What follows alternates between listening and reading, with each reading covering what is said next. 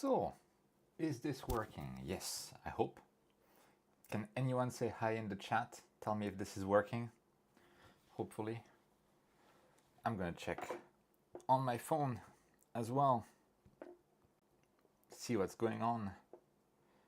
Let's see. Okay, right now I'm still shown as upcoming, but then there's always a lag between me and the stream. So it says that I'm live. Let's see. Let's give it a moment.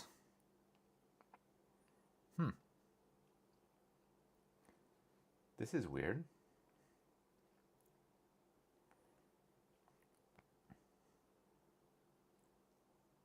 Ah, I think it's working. Yes, I see myself. I am indeed beautiful. Hello, hello. Hopefully this is working now. Let's see. Oh, yes. There we have it. Kevin from near San Francisco. Hello, Kevin. Nice to see you. Welcome. Yeah, we'll see how many people joined today. We have Tarns, Chuck saying, hey, Quiv, and hey, at Quiv, respectively. Thanks for joining, guys. And Luca, who provided the equipment for the capture that we're going to process today, and the place and the remote connectivity, and did the stacking without drizzling. I might add, bad Luca, you should drizzle. And yeah. So Luca is here to to help me if I don't process the image that his equipment captured remotely by. Like, let's see if it actually works. And then who else? Justin looks good. Thank you, Justin. It's good to know. And we have David from Barcelona, Spain. Barcelona, is it like midnight? And we have Tom Hoskins. Hello from the New Jersey shore. New Jersey sounds like... Oh yeah, New Jersey. Okay, yeah, I see what that is. And Luca is, Nar does drizzle. That is good. That is good. We have Sorab joining, if I remember correctly, from Saitama, was it? Sorry if I got this wrong, but Ohio. And Joseph Foster, sup Quiv, sup. Sup, what's up?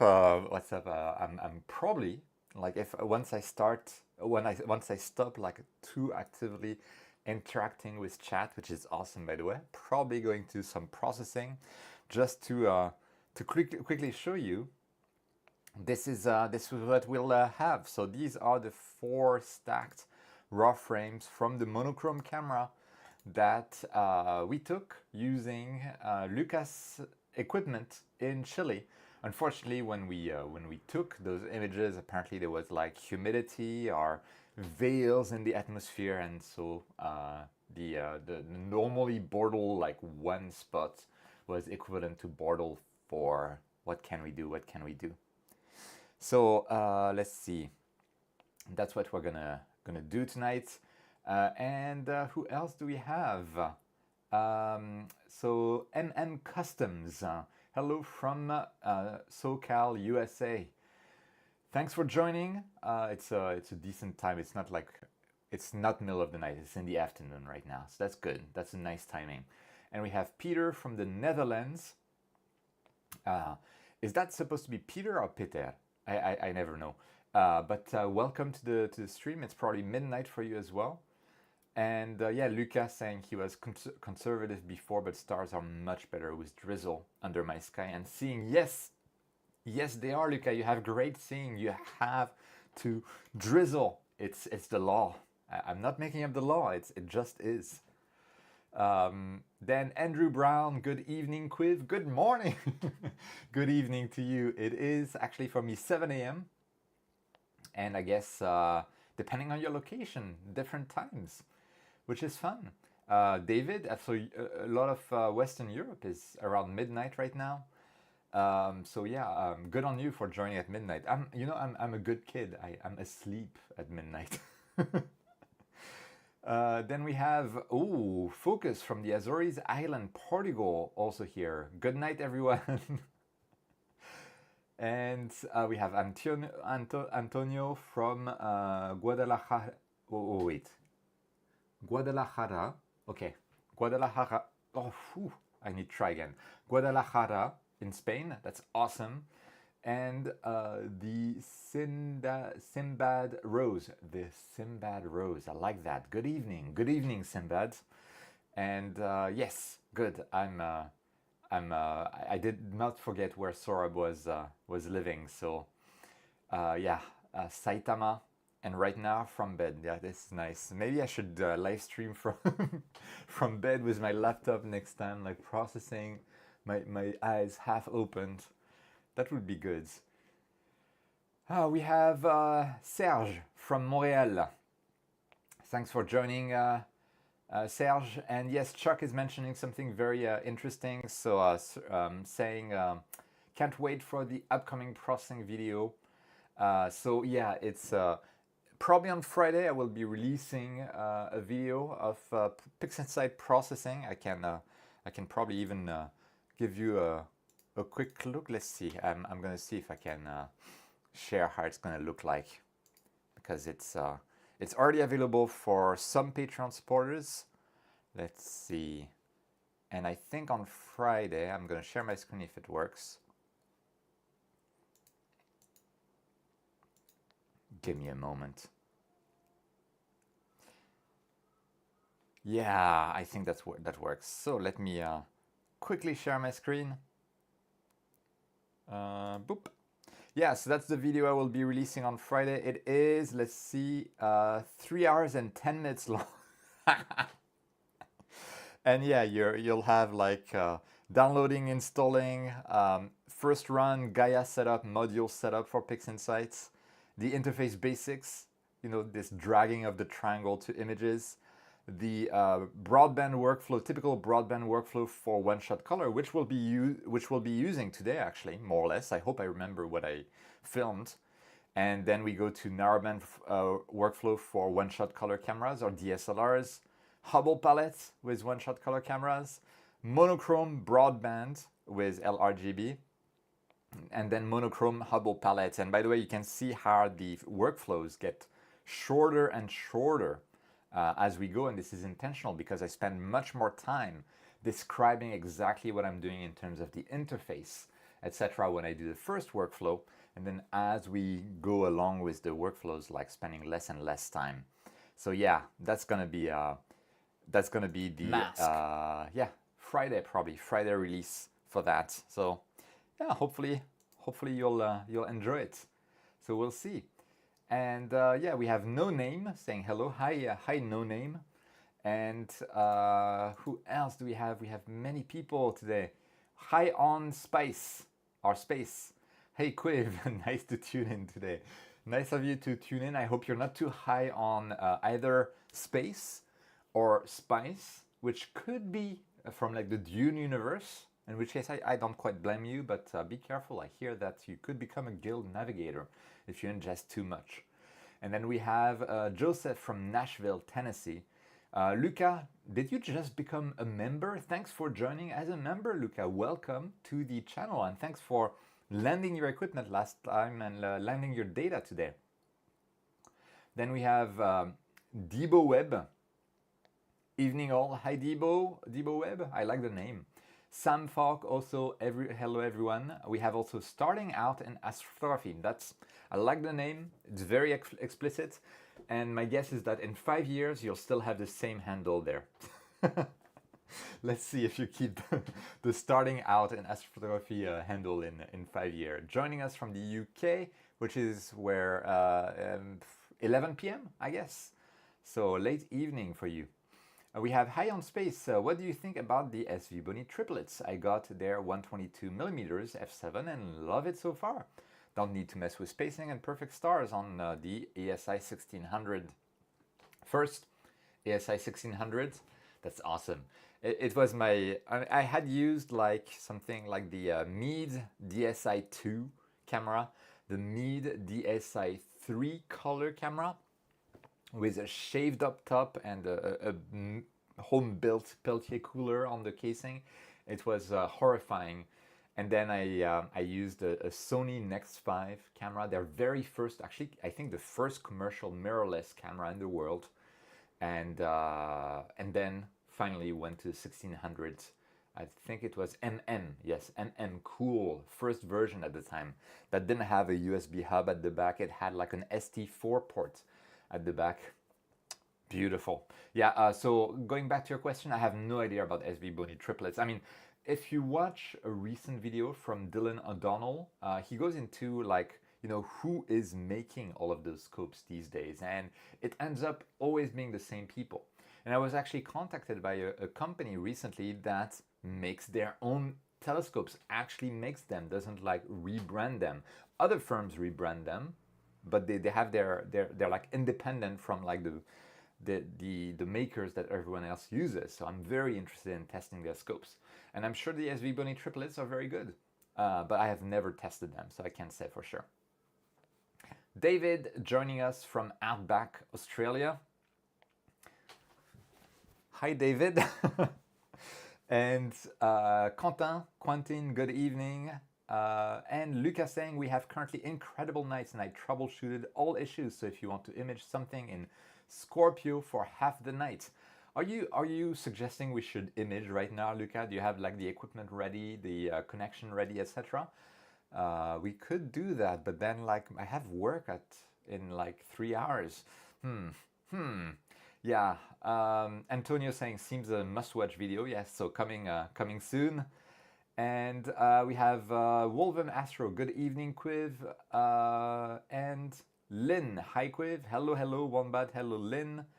And Wombat is soon going to get a 40 millimeters lunt for solar. That is really good. Peter, you're not doing the tutorial in different video parts? No, I will be keeping in a single video with chapters. Steven, hi Quivenol from really hot Alabama. Yeah, I can imagine it's hot. It's been like 39 degrees Celsius, 38 all the time here, and it's super humid too. It's really painful, but today is rainy, so it goes down to a very cool 30 degrees Celsius. That's really nice. Michael tells me heyo, and that he bought the Sea Star because of me and loves it. That's awesome. It's a really good budget smart telescope. I'm currently testing the Vaonis Vespera 2, kind of like the Rolls-Royce of small smart telescopes. So I'll have some thoughts on that once I get slightly better weather. And the SV Bunny triplets are manufactured by Sky Rover, and they are pretty good actually. So that's a good point. Luca, I think the company that contacted me to review their scopes was Sky Rover actually. So that's very good. So probably good news. And we have Gorilla Coast from Greece joining us, Timothy from California, and Luca saying in 5 minutes it can be ready. Well, Luca, you're going to image tonight anyway, right? I hope. And Scott saying, evening gents, hello from the UK. Okay, I am caught up with chat. So you know what I'm gonna do is, let's see, yes. So now hopefully you can see my my desktop. And yeah, quick update by the way, in the previous couple of streams, I've been mentioning how I'm planning or trying to go full-time with your help. So people on stream sometimes have been donating, which is very much appreciated. And yeah, still working on it. I got my August bonus, and now I need to find the guts to leave my company. So if anyone has some psychological advice, let me know. Okay, we have Nev's Corner. Hello from Toronto, waiting for the wind to calm down. The sky is otherwise beautiful. That sounds awesome. We've had like 2 typhoons in 2 weeks here. I haven't seen like proper skies in a couple of weeks, but we managed to get roughly 1 hour of somewhat clear skies yesterday evening between 9 p.m. and 10 p.m. I used them to test the Vaonis Vespera 2, and yeah, I hope to get more clear skies soon. And by the way, you guys can see the desktop, right? I'm using kind of a new computer setup. So I have I don't know, I can probably show you. I have like this little tiny thing that's actually my whole computer here, connected to my NVIDIA graphics card.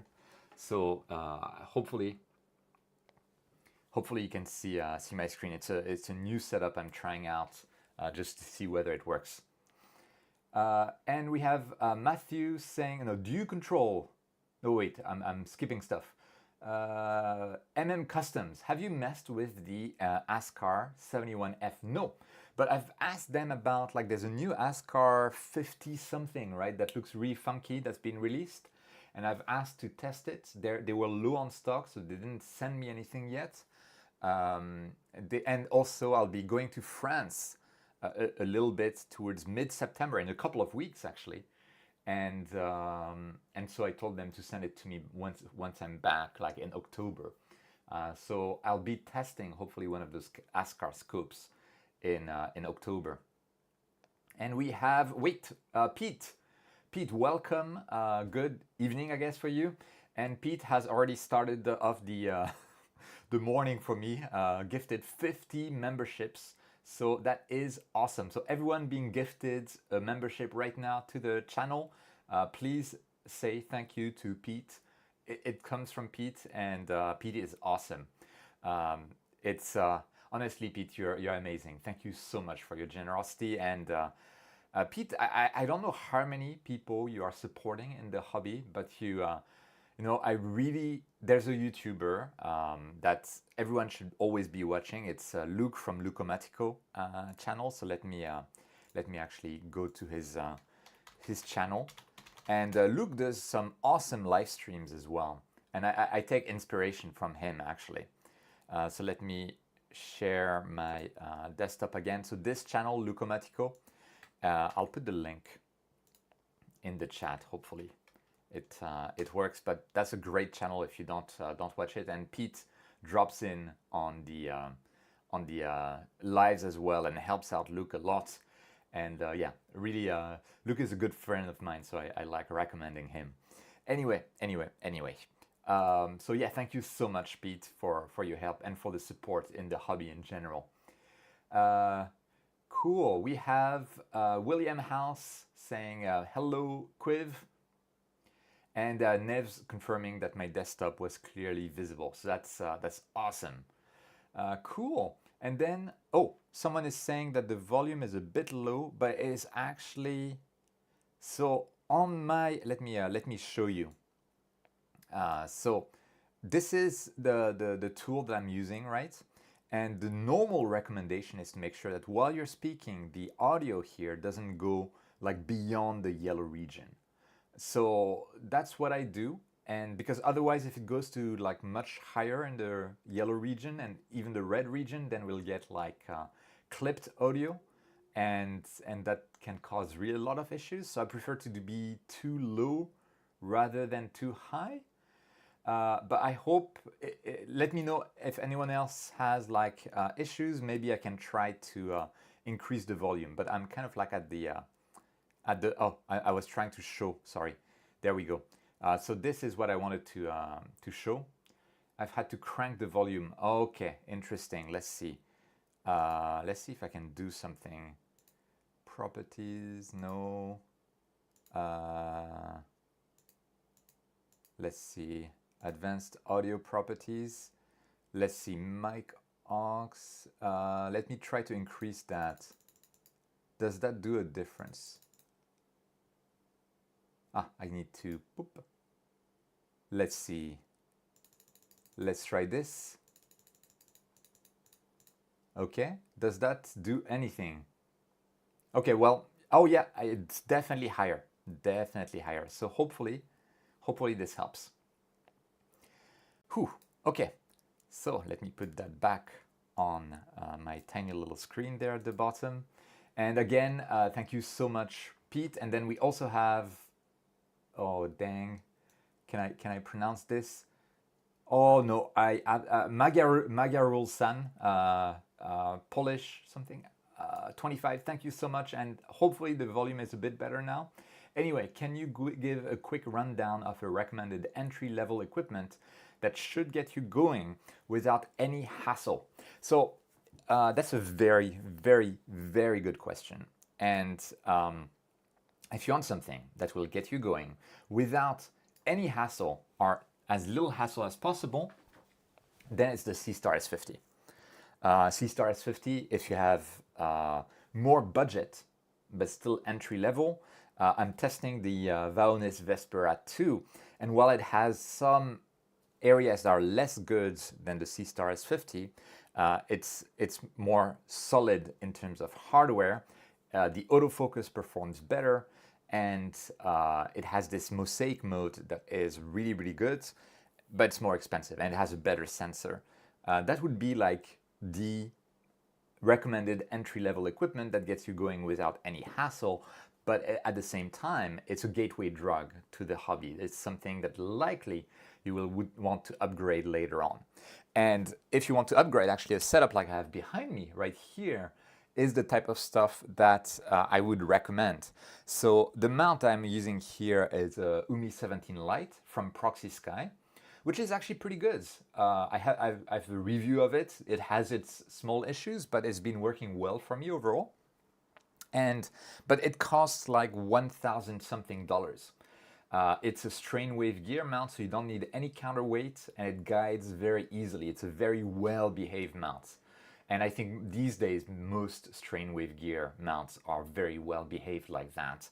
So it removes a lot of frustration. If it's not in your budget, then you probably want to go towards something like the Star Adventure GTI from Skywatcher. But that one, let me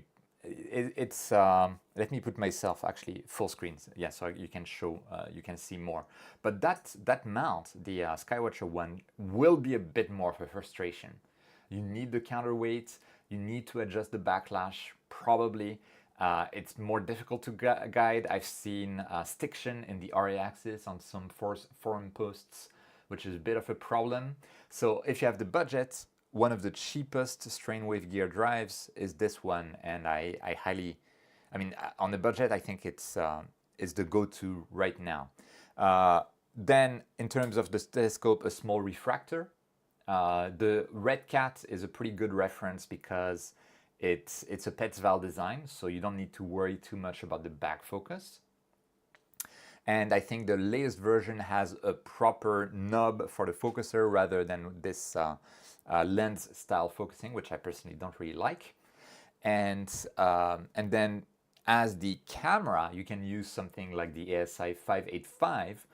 Right now I have like the ASI 2600 MC Air that I've reviewed recently on the channel, which is actually good for a beginner setup if you're a beginner with a lot of dough. Otherwise, the ASI 585 together with an ASI Air is probably the way to go for entry-level equipment that you can that gets you going without any hassle. So cheap strain wave gear mount like this Proxy Sky Umi 17 Lite, refractor, something like the Red Cat 51, or maybe the Ascar, the new Ascar 50 millimeters refractor. There's one that exists, and an ASI camera together with an ASI Air. Now I have my own issues with the ASI Air. It's a very closed ecosystem, and so it tends to trap you into ZW equipment.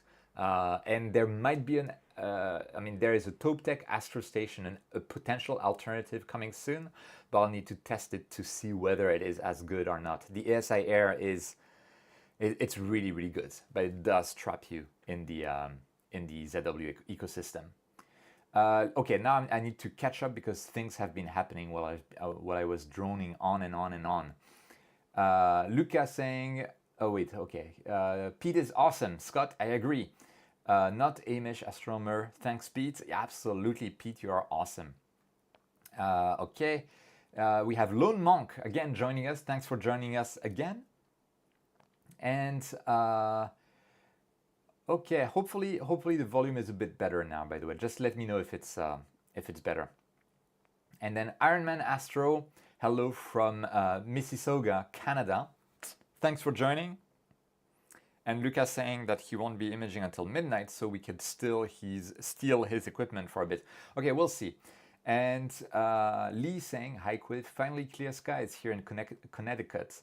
Hope to watch you eat dinner and start capturing the bubble nebula at the same time. That's an awesome plan, mate. And that's Luca, fake. And Lone Monk, $50 donation that goes straight to the Quiv gets the guts to quit his job and go full-time fund. I honestly, I can go full-time right now. I'm in the middle of this huge project at work that I'm leading the whole darn project. It's like the largest project ever, and it's super important for the company. And I'm like, can I really leave them be right now? I think I'm too, I don't know, it's just a job. I should not care, but I care. I don't know. Probably I like doing good work. But yeah, it's definitely going to the Quiv goes full time. What's the name? Fund. Thank you so much, mate. And Pirate saying Lucomatico is awesome. He's got me into the Player One cameras, and he's making awesome vids and streams. Yeah, I mean, you know, Player One is cameras that I want to test at some point, and it's very interesting because I've heard that there's a feud ongoing between ZW and Player One. And that Player One was made by some guys who worked at ZW in the first place, but they didn't agree with what ZW was doing, so they made their own company. And then ZW apparently put pressure on some dealers to not sell Player One products. I mean, some crazy stuff. I have no idea how much of that is true, but that's like kind of weird. Ironman Astro, yes, better. I like your screaming. Love that. Okay, then we have Lone Monk again. Gifted 10 Quiv the Lazy Geek membership. So yes, everyone who got a membership, say thanks so much to Lone Monk as well right now. That's awesome. Thank you so much. And Chuck is asking, are you still getting a Dwarf 3? Yes, I just confirmed my address with them. I am so excited about the Dwarf 3. I saw some sample images and it looks good and super portable. Like the Vaonis Vespera is a bit larger. And I'm sorry, I'm going on the wrong screen forever. But yeah, it's we'll get to processing it at some point. Don't worry. Whew, I'm trying to catch up. There's so many things. Yeah, so the Dwarf 3, really looking forward to it. I can actually go and show you the Vaonis. Just give me a sec, because it's actually really cool. It looks like I don't know if anyone's ever played the puzzle game called Portal. It's a really good puzzle game, but like the Vespera, it fits in this backpack like this. And it looks like a turret from the Portal games. And it's this thing there, so it's larger than the Sea Star, and so that's why like having something like that is awesome. This is a loaner, by the way. I'm not getting to keep it, but yeah, that's what I'm reviewing, and hopefully the Dwarf 3 can give us like an ultra portable alternative that is also high quality. That would be absolutely amazing. So yeah, that's, but unfortunately I haven't had any clear skies. I think when I go to France, I might take the Vespera with me, or if I don't have enough luggage space, I'll take, what will I take? Yeah, the Dwarf 3 if it arrives by then. We'll see. Let's see. We have, starting out, did you make a final decision on the Gemini EF? It's still on my scope. It's working.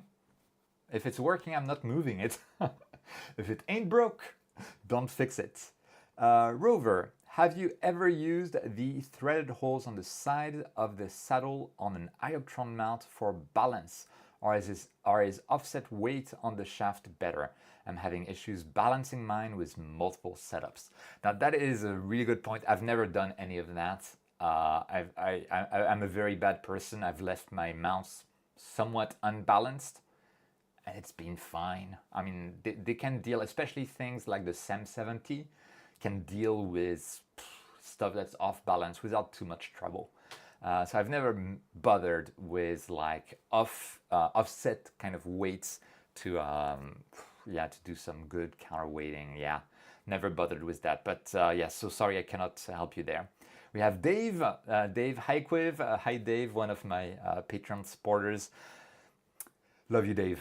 And we have Maro-chan, Quiv-chan, 久しぶり。Maro-chan, 久しぶりです。お疲れ様。あれ、もうなんか、あれ仕事じゃないですか。And we have Sam saying the ASCAR 65. I'm going to share the screen so you can see what I'm reacting to. ASCAR 65 PHQ is on sale for $800. That is a pretty decent price. Then we have, I'm currently processing the Ghost of Cassiopeia right now. That's awesome. Oh yes, Rokinon 135 plus ASI 533 MC rules for real. So yeah, the reason why I would not be recommending that like from the get-go is that it's a bayonet mount and you have the spacing. You have to choose like Canon.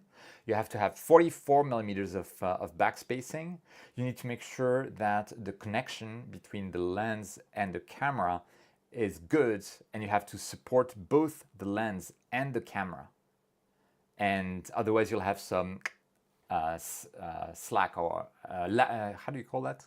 Flexure in the optical train. But yeah. Oh wow, what's going on? What's going on? There are some donations, so I'm gonna.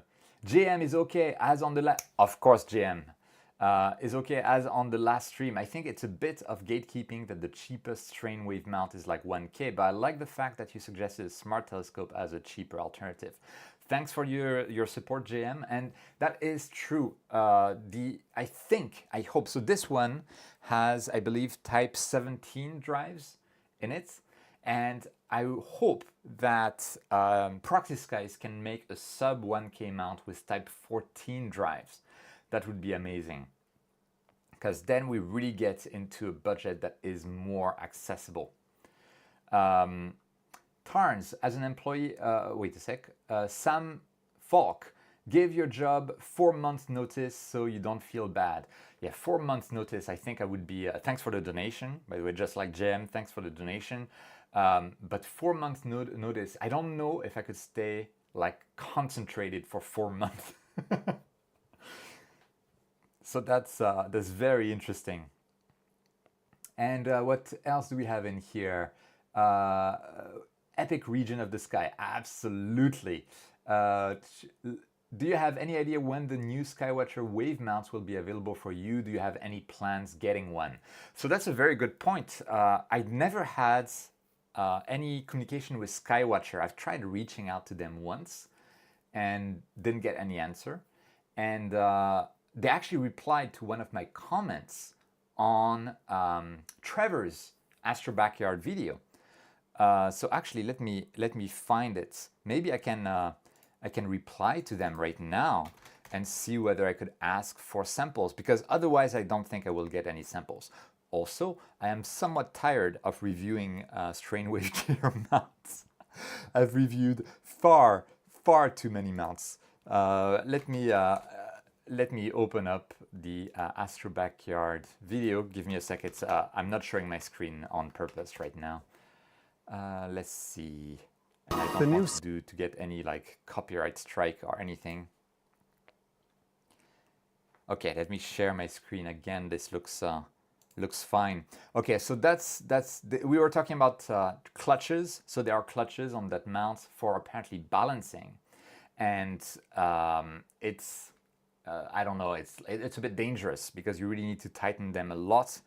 And I was mentioning this probably another unforeseen advantage, which is like if the mount like kind of slews or tracks into the tripod, then the clutches could slip, which is probably better for the equipment. And then Skywatcher USA, the clutches are there to allow the owner to balance the mount mainly when pushing it to the upper limits, provides better stability. Most people will likely not need them, but we'll make a dedicated video going over this process and when to use them. So when I see that, first I'm confused because the weight that is added is to offset the additional like 5 kilograms roughly that are above the payload. So your scope to counterweight will be wildly off balance anyway. So how do you balance even with the mount freely, able to move? You either balance perfectly, in which case, why are you using a strain wave gear mount? Or what? I don't really get the point. So maybe I can just reply here. Let's see. Let me look at the chat. Boop. Okay, I'm getting really late on everything, but maybe I could reply there and say like, hey, by the way, any chance to get a review sample of those mounts so I could test them and feature them on my channel? Boop. There we go. We'll see what happens there. Okay, so let's see what else is going on these days in terms of the chats. I'm going to go back to the streaming. What do we have? Yes, so I was reading some stuff about Player One cameras. Oh, interesting. Tarns saying, as an employee of a ZW dealer, the Player One rumors are true. So it does seem like ZW and Player One definitely have beef, and ZW has been using their position as a major player to kind of, I don't know. I don't know if it's really good that they're doing that. They make great equipment, but I don't like that kind of behavior. Anyway, Ironman Astro, my telescope distributor cannot sell Player One cameras because of ZW. Very interesting. Tom Hoskins, are you lazy at work? Do they find you taking too many naps or spending your time catching up on processing your projects on PixInsight? So, Tom, I have a problem at work in that, and it's not bragging. It's what it is. I tend to be able to do a lot of work, like an insane amount of work in a very short time when I'm like hyper focused, and I get like one week's work done in 2 hours. I mean, I'm exaggerating, but then it's like, then the question becomes, should I then just go to the next thing, and then my company gets used to me being so fast and then exploits my speed effectively? Or should I like intentionally draw out the output at nice, well-considered intervals? Now that is the question. I'm trying to keep like a good balance there. But no, I'm not especially lazy. I get things done. Probably in a lazy way, but I still get them done, and more than done. Anyway, Dave saying, Player One makes great cameras. Their service when things go wrong is great too. That's awesome to hear. And thank you for the membership. So yeah, people have been donating on the stream. This is amazing. So many things going on. Japanese work culture is pretty intense, but I chronically feel guilty about leaving a job. I give ample time for my notice, so I don't feel like I'm hanging them out to dry. And this is very interesting. Like there's this thing in the US, like in Japan, legally you have to give 2 weeks notice. Most work contracts force you to give 1 month notice, but then you can also take all of your days off at the same time. So it's a very interesting conundrum. But like in the US, as I understand it, it's like at will employment, right? So you can get fired like that, as far as I know. Correct me if I'm wrong. So I'm always wondering, like, why is it courtesy for the employee to give 2 weeks notice in the US, but the employer can just like fire you from one day to the next? Like, I feel like the employee would be suffering more from being fired from one day to the next than the employer would be suffering if the employee quit from one day to the next. So it feels asymmetrical, and I don't get it. Anyone who gets it, let me know. We have Tarun joining, saying hello, Quiv. Semtex13, hi, I came across your videos in which you versus Hubble and it blew my mind. I fell in love with astrophotography and I am about to buy my first telescope. That's awesome. I can't wait to look up at the stars. So let us know what telescope you are buying. Put it in the chat and make sure to get feedback about it in the chat, or ask me on the chat here for recommendations with your budget or whatever, so we can help you choose the right telescope. There are telescopes that are not a good fit and you want to avoid making that mistake. So ask us, we are here to help. We have, so Tarun joining from India. That's awesome. So 3.5 hours. Wait, in India, it's like 4 a.m. 4 a.m. right now. Gee, wow. And he has an RC6 and a 533 MC Pro and an AM3. It's rock solid. That sounds like an awesome setup. And the back focus that I was mentioning, Luca, I have it on my setup. It's subpar in terms of sampling, obviously, for the Samyang. Okay, I'm trying. I'm gonna ignore some messages because I'm getting too many. Whew. ZW need to get the quality control up. One owner had 2 AM5 die on him. That is weird. Okay, interesting. We have the Sir Dragonfly. Salut, thanks for all your videos. I'm following you from France. It's top quality. Thank you so much. Keep doing tutorials using USA cameras with narrowband filters. Definitely will. My course going out on Friday is going to cover that, so don't worry about it. Just got an AM5N for my second scope. My first is the W17S. Yeah, the AM5N is really, really good. Let's see, what else do we have? Sounds like ADHD. That is a distinct possibility, JM, actually. A very distinct possibility. I have some weird stuff about me. I also have like something that's called aphantasia. Until recently, I mean, you know how when you read a novel, you can actually picture what's happening in your mind? Or if someone asks you to close your eyes and imagine an apple, you'll be able to imagine an apple. I can't do that. I don't see anything in my mind. And I thought it was normal, but apparently it's actually quite rare. So I don't know, it's possible, and that aphantasia is actually linked, not linked, but there is a higher proportion of people with aphantasia in people that have ADHD. But I don't know, I'm not diagnosed or anything like that. What else? Pizza Photography, don't let yourself get taken for granted. Been there, done that, got the t-shirt, it's not worth it. Exactly, Pete, absolutely. So yeah, that's, let's see, yeah. In the US, unless you have a binding contract, most states are at will, so you can quit without notice, but they also can fire you without notice. That's fine then. So yeah, I'm trying to catch up, and then we can do some processing, because I promise we will do some processing. Dave, I worked for Société Générale a long time ago, and they forced to give a 2-week notice, even though I worked in the US, but it is a French bank. Yeah, they forced, they can't really, right? Because at will, but depending on the state, I assume. That's really interesting.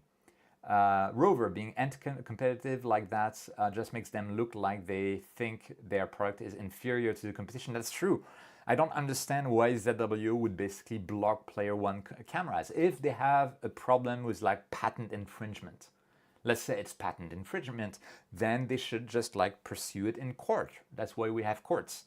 Yeah, like strong arming dealers is not a good look. Tom, wow, thank you so much. Gifted 5 memberships to Neil, Slava, Lucer, Luca. Mutant and Jacob. Luca already got in. Then we have Semtex. I was planning on buying the Skywatcher Explorer 150p EQ3 Pro Go-To telescope. That is...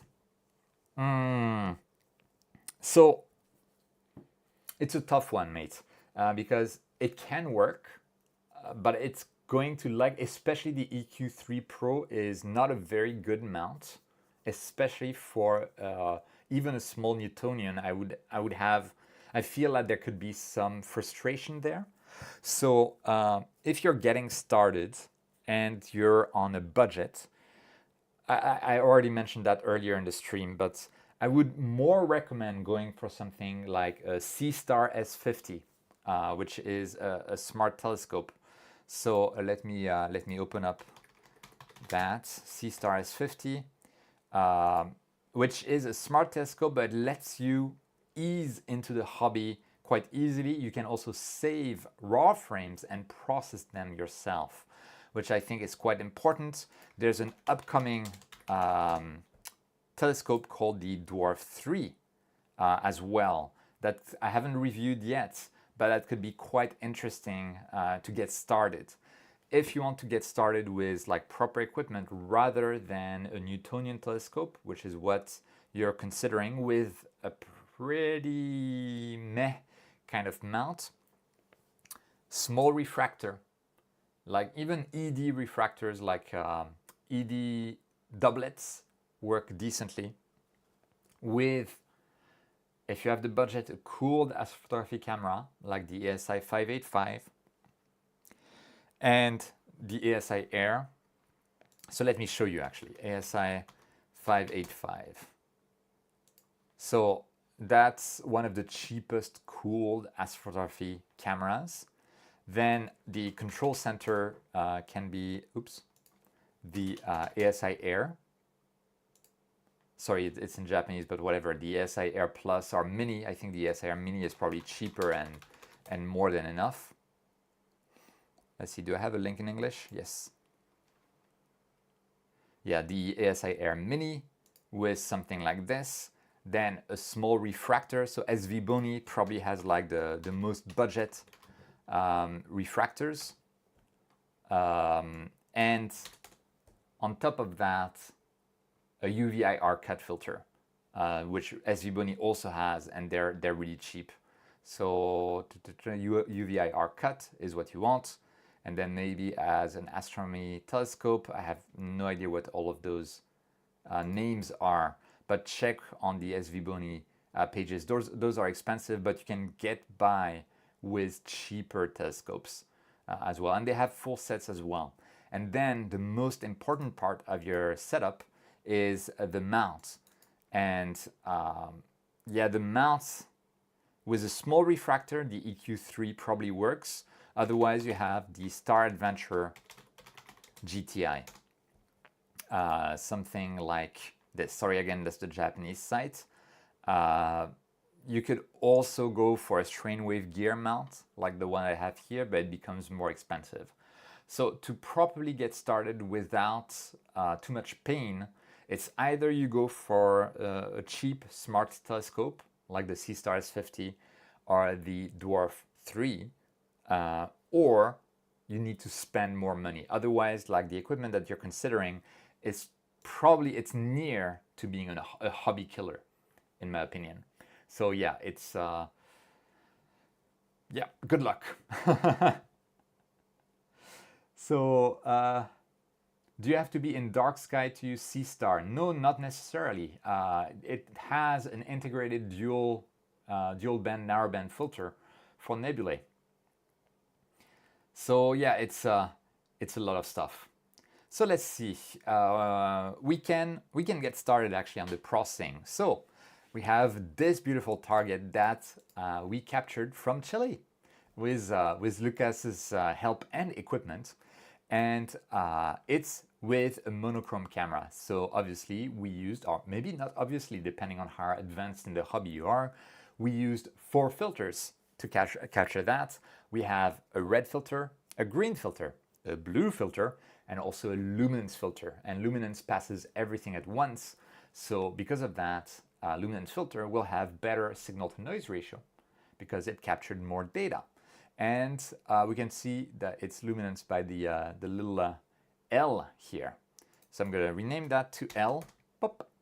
And we have a green filter here. So I'm going to rename this image G. Pop. There we go. And this one is the blue filter. I'm going to rename this to B. And then we have, what is that? The red filter. I'm going to rename this to R. JL cubing, when's Quiv gonna continue his processing? I'm doing it. You see, I promised I would. Hopefully you can see what I'm doing. So we have LRGB, and when you have LRGB, I like to actually process each of those images, like to do some pre-processing, which would be something like what's the name? Blur exterminator, to basically get the most details within the image that is possible. And I'm being interrupted by a donation. Thanks again, JM, for your donations. With all that said, what do you think is the lowest possible entry budget if you also want to take photos? So lowest, like taking photos, lowest possible entry budget, C-Star S50, Dwarf 3, $500. That is like the cheapest you can go. Otherwise, you have to go with the Star Adventure GTI.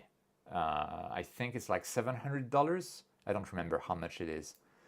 I have like sometimes it's difficult. Sometimes I get like the prices in dollars. Sometimes I get them in yen. Sometimes it's not written. Let's go to Agena. Okay, AgenaAstro.com. By the way, if you guys are buying anything, if you use the links that I have down in the description, it helps me out at no cost to you. Oh yeah, the refractor I was mentioning was this one that I want to test soon, the ASCAR. And that looks like a decent one. So let's see. So we're gonna search Star Adventure GTI as, let's say, the mount, 640, and we want it with the tripod. So actually $740, right? No, 620. Cool. Can I have a doublet? We don't need a triplet right now. Let's go for a doublet. Yeah, William Optics, doublet, 438, yeah, 438 US dollars. Good with me. UVIR cut filter, 2-inch. Yeah, I think, I don't know where it is. Well, it's probably around like $50 anyway. So let's see. This scope, so so let's say 500 plus 600, 1100 plus 50, so 1150. We need the camera. So ASI 585 is 600. So 1750, let's say around $2,000 for the lowest budget equipment or rig that you build on your own. You can probably go a bit lower if you go with a camera lens, especially secondhand, or something like the Canon 200mm f2.8 camera lens. You can buy that secondhand dirt cheap. And it's actually really cool because you can find samples where the autofocus no longer works, and then it's like absolutely completely dirt cheap. So that's probably one way to get it cheaper, but otherwise I would say, yeah, $2,000 roughly. Hope that answers the question. Or a Pixel phone that has an astrophotography mode. If you're in a dark area, it kind of works. But it's not that great either. Yun, morning from Ibaraki, Japan. Yun, thanks for joining us. Ohayo gozaimasu. And yeah, Optolong for UVIR, that works as well. So yeah, Matthew has a very good summary there. Translated budget, $10,000, spend $2,000 immediately, and the other $8,000 over the coming weeks, months. Oh, I need this because, yeah, that is absolutely the case. So there is this saying, right, in the hobby, and I'm sure other hobbies as well: buy once, cry once. Astrophotography equipment can last for a long time. And so if you know you're going to get into the hobby, it's okay to spend from the get-go. Anyway, let's go back to the processing. I was saying I want to apply my usual pre-processing. So what I'll do is I'll create an image container because I don't want to go one image one by one. So I'm going to create this image container, and I'm going to just drag and drop the tabs of each image in that image container. and put them in here. So we'll be able to apply processes to all of those images at once using the image container. And my first process will probably be what, blur exterminator, right? That's, I think, what we should start with. And blur exterminator is here. And there's something that I find super interesting about this image container is that you cannot drag blur exterminator onto the image container, but you can drag the image container onto blur exterminator, which I find kind of weird. Now, by the way, this is the first time I'll be using this PC for streaming. So when I release this, we might have some streaming issues because the GPU, my graphics card that's being used to stream right now, will also be used for this process. So let's all cross fingers and toes that it works. Hopefully it's going to be okay. And Dave is saying, yes, you could also buy used gear too. And yes, absolutely. Used gear is actually really nice, especially if you buy it from experienced astrophotographers, because they tend to take really good care of the gear, and they can tell you what works or doesn't with it. And it's awesome. Hopefully the lag is not going to be too bad. We shall see. We are now using blur exterminator.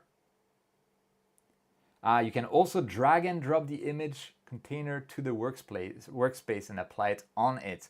Now that makes sense, Luca. The ways of PixInsight. So to anyone, so we had, I forgot your name. Semtex, who is thinking of buying their new telescope, got into the hobby because of my Hubble versus me video. And so this software, PixInsight, is the reference for astrophotography, but it costs like 300 euro. So it's not cheap, but it is awesome. Okay, so we did blur exterminator. Let's see what that gives us on, I want to look at the result, especially on the luminance filter. This is before and after. That's really nice. Before and after, really nice. Okay, that's great to know, Matthew. So I learned something today. Nev and Matthew telling me like, yeah, it's not going to affect things because CUDA cores and the encoders are completely separate. That's awesome. Awesome to hear. Okay, so next step, I think I want to do, like usually what I do is then noise exterminator. So I don't see any issue with applying some noise exterminator. So I'm going to do that, open up noise exterminator, and that's an AI-based noise extermination algorithm. And let's drag and drop, as Luca was saying, onto the image container. That works, and it makes more intuitive sense to me. So that's awesome. Nicolas is asking, what is your view on Richer-Chrétien telescopes? I am looking to replace my SCT 8 inches for RC, probably 8 inches as well. So, Nicolas, my question to you is, why? What is wrong with your SCT? Is it the flat field that makes you want to go to the Richer-Chrétien? I've never used a Richer-Chrétien, but I have heard a lot of things about the GSO 6-inch and 8-inch versions that are apparently horrendously difficult to collimate, or even like almost at the level of a design flaw. It seems that like the 10-inch and above are spared that, but I don't know if they fixed it. They might have fixed it. I don't know. Yeah, I mean, Grandmaster Yoda, correct you are. Hubble RC is, but more we need to know, because more we need to know because it depends on how well the Richer-Chrétien telescope is built. The budget ones, as I understand it, have some issues that we need to be to be aware of. The mirror shift. Hey, so Nicola, if the mirror shift is an issue, I have a suggestion for you. Can you please buy a Vixen VC200L and test it out for me? Actually, now that I think on it, something like, I don't know if it's even sold outside of Japan these days. I have no idea. But this telescope is something I've been wondering about for the longest of times. The Vixen VC200L. It's a Vixen Cassegrain, that's what the VC stands for. Or Vixen Chrétien, I don't know what the heck it's supposed to stand for, but it's supposed to give a flat field of view. It's pre-collimated out of factory, so you do not need, and it's made so that the collimation holds. And in Japan, at least, if you buy it, they have 5 years warranty. If it gets out of collimation, they will, fix that for you for free. It's and it doesn't have any moving mirror. It's what's the name? The focuser type at the back, not Crayford, but the one with gears, whatever. I don't remember the name at the back. Could be a good alternative. I've been looking at that for a little bit. Let's see. If you buy an RC, buy the price in accessories. Takahashi, Microsoft tilt plate. Okay, yeah. Quiv, there is a guy on CN that makes custom RC6 and RC8 primary decoupler. Very interesting.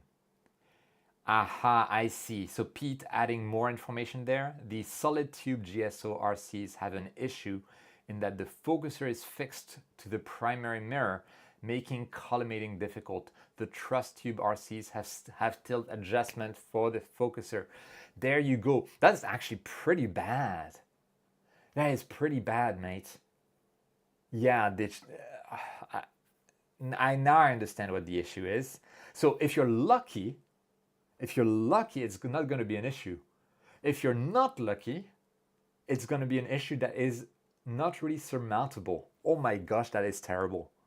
Okay, yeah, I wouldn't recommend it. At least not those. But there must be better RCs out there. The RC design is good. It's very good, but it's the execution of the design that is important as well. Yeah. Very interesting. Okay, so I think I've applied noise exterminator. We can see the before and after, and actually I'm going to zoom in some more. Before and after, we definitely have less noise. This is very nice. Although, I'm looking at this and I'm in Bortle 8, 9 light pollution, crazy light pollution. And oh man, this is awesome because this is beautiful data, even though apparently the sky quality was not up to snuff at the time. Okay, so I've done blur exterminator, noise exterminator. I guess I need to do some background extraction. I mean, I don't see any background to remove, but because it's such clean skies, but let's do it. I'm gonna use Graxpert for that. And what I'm gonna put background extraction. This is AI-based background extraction, smoothing of 1, and let's apply that on all of the images. We'll just let it be. JL Cubing, Quiv, have you tried to use Deep SNR in any of your workflows? So I actually made a video about Deep SNR that I published a couple of weeks ago. And my main issue with it is that you can't really use it on drizzled data. You need to resample it back to normal size to use it. And it also hallucinates noise into stars, which I'm not a huge fan of. So yeah, and honestly, I've also been testing out the Graxpert AI version 3.0.2, and I feel like it does a good job, almost as good as deep SNR does, but it does not hallucinate stars. And so these days, what I try to do actually, and I think one of my subscribers recommended that to me, it's using noise exterminator in the linear stage of the image. And after it is stretched, I'll be using Graxpert on the final image before putting the stars back in. So, and it works really, really good. So I've been able to do deep SNR without needing to do a resample.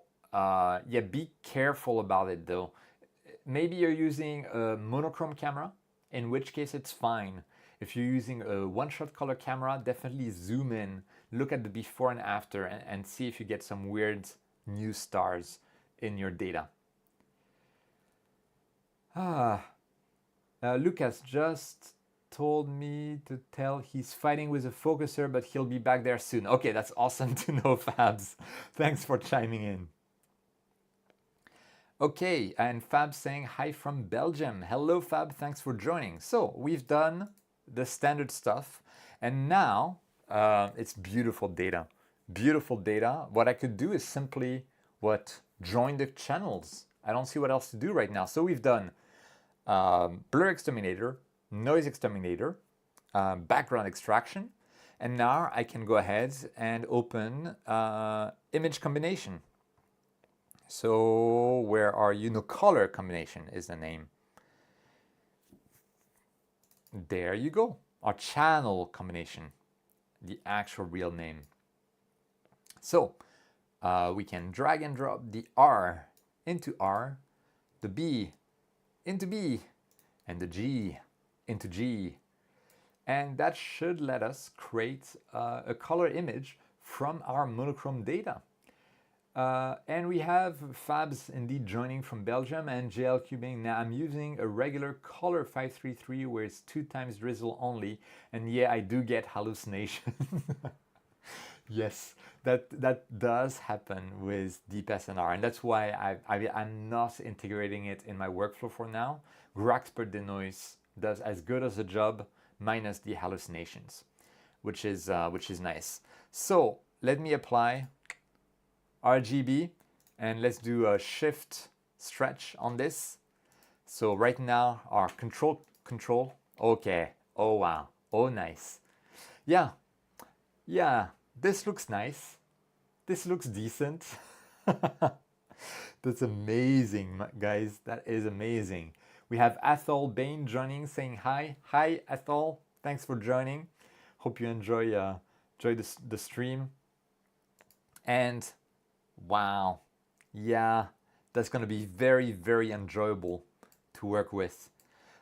So now, because when I do a shift click, which is a link stretch, I get those weird colors. I need to do a spectrophotometric color calibration. So I'll go to there it is, spectrophotometric color calibration. And for those people who don't know, it will basically identify the stars in the image, compare them to a star catalog and the spectrum of stars in that catalog, and then adjust the white balance so we are as close as possible. It's not replacing stars or colorizing stars or anything like that. It is applying just, what's the name? Yeah, it's applying just a white balance adjustment. Okay, I need to select, I'm going to select this area as the background sample. So I created a preview and I can drag and drop that preview to the region of interest there. And in theory, I should be able to apply this to the image. There we go. Oh, but the image has no valid astrometric solution, the usual thing. Oh, and Grandmaster Yoda telling us that he got an FS60 and the reducer for only $10.50 US. Can't believe I got it so cheap. That is really, really nice. And actually, if anyone, I mean, right now, the Japanese yen is not as weak as it was like 3 weeks ago. But even now, if anyone comes to Japan, you can buy a Takahashi telescope for super cheap. Obviously, at my job, I'm paid in Japanese yen, so it's not cheap for me. But for US-based people, right now, it's incredibly cheap. Anyway, we need to do some astrometry there. So yes, I need to go to image analysis on the scripts and then image solver. And I hope those default parameters are okay. And I'm trying these days to use the local XPSD server, like with the Gaia DR3 files from PixInsight. But I found it actually takes a lot of time, more than online. But yeah, we're gonna try it anyway and see if it works. Let's see. On my side, I usually Graxpert before Blur X and Star X. Honestly, yes, that's fine. Unless you have like a crazy, super sharp gradient, it's fine to do it later. And I do that as well. I normally use Graxpert first, but in this case I forgot because the images were so clean. There was practically no background to speak of. So yeah, I completely forgot, and it's fine to do it later anyway. And Athelbane have sent 4 images from C-Star in bottle 3 with moon, so not the best. Have misplayed my best shots. Okay, awesome, Athel. I'll have a look later. And we have Joyeuse Garde. Steady Astro created a script to auto-select background. Have you tested it? Not yet. Oh, Noise X before Blur X? Noise X before Blur X. No, I don't do that. I prefer to use Blur X first. It depends. There's one image when I was processing C-Star data where I used Noise X first. But I find that applying Blur X first on reasonably good images gave me more details and then the noise can be smoothed out later.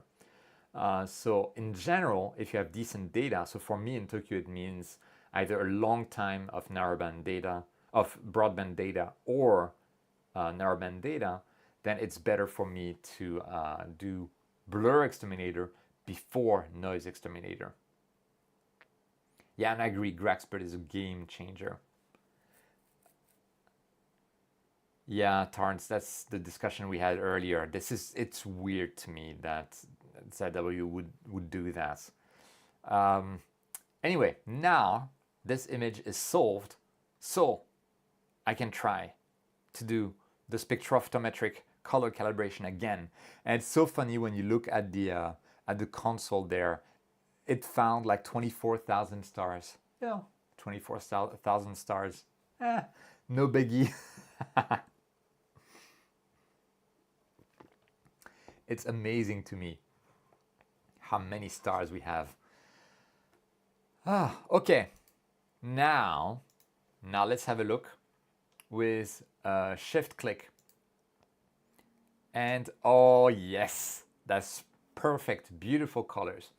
Okay, JL cubing. By the way, guys, if you have any questions to me about astrophotography, about anything in general, about Tokyo, about Japan, about me, about whatever you want to ask, feel free to ask in the chat. In last Lucomatico stream, he actually ended up doing what's the name, GeoGuessr games, which I think was kind of fun. So we have here the results. So when you see that the green dots are roughly aligned with a line, then it means it worked very well. And we have a good spectrophotometric color calibration. So this is beautiful. Okay, so now that we have that, I can iconize all of those blue, green, and actually, I think I can arrange icons. There we go. And red, pop, iconize them. I don't need them anymore. Arrange icons. And now we can play with just, I'm going to rename that to RGB and L. RGB and L separately. And now we can stretch those images And after the stretch, I'll be combining the luminance channel with the red, green, and blue channel. So JL cubing. My PC is dying trying to stack my ghost data. So if you go to the weighted batch pre-processing in PixInsight, and hopefully it will open. Sometimes it takes a long time to open. But if you go to that script, by default, in the integration settings, so let me show you. So if you select some frames, let's say integration, let's see, under lights, I typically disable local normalization because I feel it takes a lot of time and it doesn't do much for me. And under integration parameters, the default rejection algorithm is auto. And that means that if you have a sufficient number of frames, I don't know what the threshold is, but if you have many frames, then it defaults to the generalized extreme studentized deviate algorithm. And that thing is great, but it takes absolutely forever. Absolutely forever. And to give you an idea, I've been testing out the weighted batch pre-processing versus the fast batch pre-processing with PixInsight. I'm going to make a video about that soon. And I tested it on around 1,300 frames of the Pleiades, if I remember correctly. And with generalized extreme studentized deviate, the integration part of the process, based on how far along it had gotten in 4 hours, in total it would have taken over 48 hours, which is not ideal. I mean, I think it's obvious that it's not ideal. When you revert to something like the very classic, but very good, Windsorized Sigma clipping, and you leave the defaults, it still works great. And you'll get excellent results. And the total time, not just the integration, the total time in that case with my 1,300 frames went down to 1 hour and 20 minutes. So from 48 hours to 1 hour. Yeah, I guess I don't need the generalized studentized deviate. So I actually don't really like this auto setting here. I usually, especially if I'm going to use a lot of frames, go to Windsorized Sigma clipping, and maybe that can help you. Oh, and I never saw there's like a very long description of everything. So yeah, it's I've never used the last one, the robust Chauvenet rejection. Maybe I'll do it later, but I can guarantee that this one here takes absolutely forever. Okay, so enough about weighted batch pre-processing. We have a donation from Sam, $2. Thank you so much for your donation. So going straight into the Quiv gets the guts to put in his resignation project. And the question that I'm getting is the WD-20 too complex to be a good first mount? It is not too complex. The major weakness of that mount and of basically any the Chinese non-ZW mounts that are strain wave gear mounts, they tend to all use the on-step driver. And on-step is great, but it is, I absolutely hate and despise the way that they implemented meridian flip window. OnStep implements a meridian window that acts as well as a limit.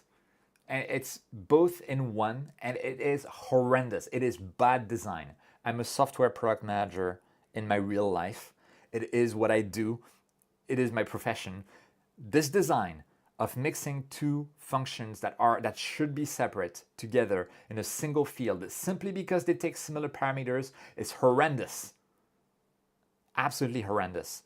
And so the on-step protocol, the meridian window is horrible, but with the WD-20 you get a remote control if you set in your remote control the preferred side of peer to east, not best, which is the default setting, but to east, and then in the on-step driver, in the ASCOM driver, you set the window to be, I think, let me think, west, east. East is 0, west, whatever degrees, like 2, 3, 5 degrees, whatever works best for you, then it's going to work fine. And in that case, the WD-20 is not too complex to be a good first mount, and mine works really, really well. That said, unless you need the payload, you can get something cheaper, like, and I hate to be going back to that, but the ZW-M5N is excellent. It's and they also, actually, it's not well known, but they use on-step in the background, but they have adapted on-step so that they removed that meridian window. I think in the background they just adapted either the code or the settings to have that meridian window set to 0, and then they added a separate limit parameter that is easy to understand. And not only does the M5N work really well, it tracks well, it guides well, the polar alignment is good, everything works well, but they've also, gone through the work of amending the driver to make it easier, which makes me think, it's not 100% sure that they're based on step, but if they are, they should be releasing the source of that, depending on what the license of OnStep is. If it's an MIT type license, then it's a different thing. So I hope that, sorry, it was a long-winded answer, but I hope it answers your question. We have another donation of memberships from Jonathan. So thank you so much for your support, Jonathan. Guys, it really helps the channel. It really helps me out, and I am floored by your generosity. And everyone who got a membership, tell Jonathan thank you. We have also David running late today. Hello everyone from Western Canada. Thanks for joining. Hugh Hamasaki. Good afternoon, Quiv. Thanks for joining again, Hugh. And Athol Bain. I am a PC retailer. Can advise for new PC. Mine is i9 64 gigs of RAM and 2 1 terabytes SSD. What are you using? So that's a very good question, and actually I'll be releasing a video about which PC for PixInsight. in a bit. I've created that video if you're buying a PC for PixInsight, and I can show you my setup. Actually, let me move around the camera. Let's see. Boop. So that's my setup. I'm gonna put it full screen in a moment. Don't worry about it, guys. So let me show you the setup. So this is my setup, right? So I have this thing here, that little tiny thing. It's the computer. It has an AMD Z1 Extreme processor in there, which I noticed was performing just as well as my desktop 5800X chip. Slightly less, but very close. And then I have here, that is my NVIDIA GPU. So this is a 3080 Ti, and it is connected via an eGPU dock called the UTG-3, and that's a USB 4 cable running that. And I lose roughly 7% performance by doing that, but it is very acceptable. And then I have the power supply unit here. It's a 500 watt Silverstone SFX modular power supply to power that board and GPU. And that gives me like a second screen for streaming right now. And no, this is not a Steam Deck. This is an Asus ROG Ally X. And yeah, so that's what I'm using. And so I have the only thing that I don't have enough of is RAM. It's only 24 gigs of RAM in there, but it's extremely fast DDR5 RAM, which is actually really nice to have. So yeah, that's my setup, and then I have my my screen here. And actually, now that I'm able to do that, I'm considering selling my desktop computer because this is basically just as good, which is a bit insane. Anyway, yeah, I'll go back. There you go. Okay, I think that's good. Okay, we can go back. So what do we have? So that's to answer what I'm using right now. And we have Matthew Stone became a member on the channel. Thanks, Matthew. Thanks for supporting the channel. This is awesome. And also Hugh doing a $2 donation. Thanks so much. Everything helps, and it's absolutely amazing. I was just saying earlier how I need to get the guts to resign from my job because it's possible now. It's not like a huge amount of income from YouTube, but it's survivable, and I have some savings, and I know that I can do a better job if I'm full-time on the channel, if I'm able to like create a Discord server and actually, you know, do things. And so yeah, it's doable, absolutely doable. I just need to take the jump. One thing that has been really tough for me is how the yen has suddenly gotten stronger compared to the dollar, because most of the YouTube income, actually all of the YouTube income, is in US dollars.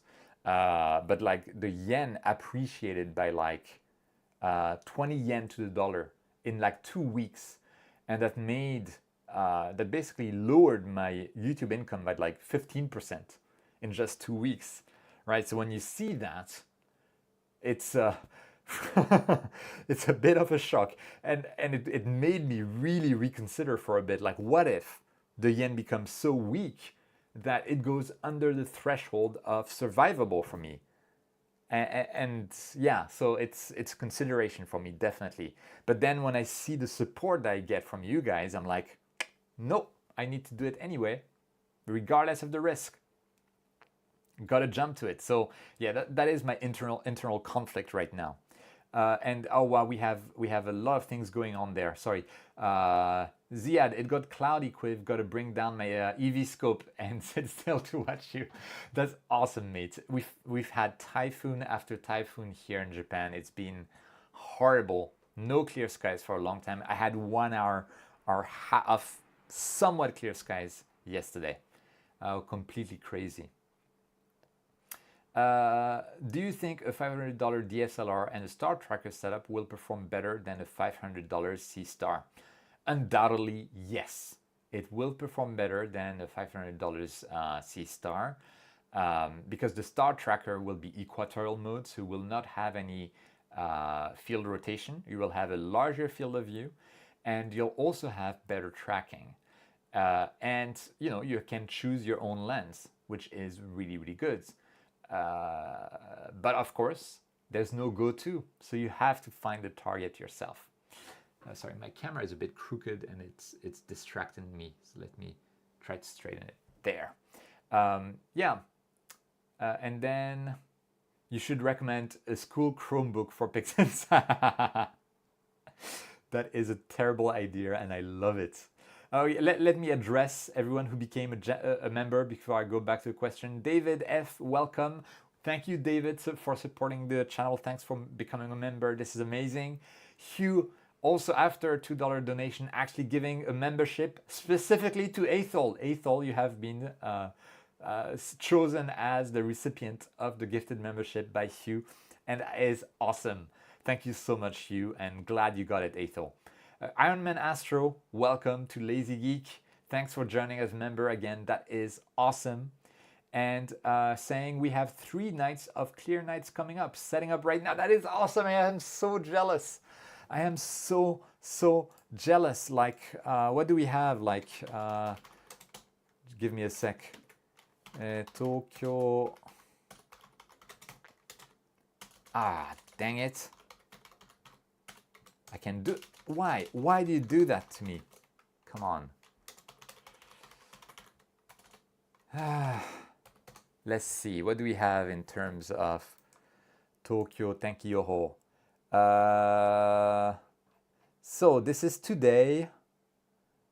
Tomorrow Oh, Thursday is gonna get slightly better. Maybe Friday and Sunday we might have some hope. And let's see, Tokyo Hoshizola Shisu. There we go. So this is like a starry skies index. Oh, it's only for tonight. They don't have, they don't seem to have like a forecast. Yeah, so it's not looking great these days for me. So I'm quite jealous.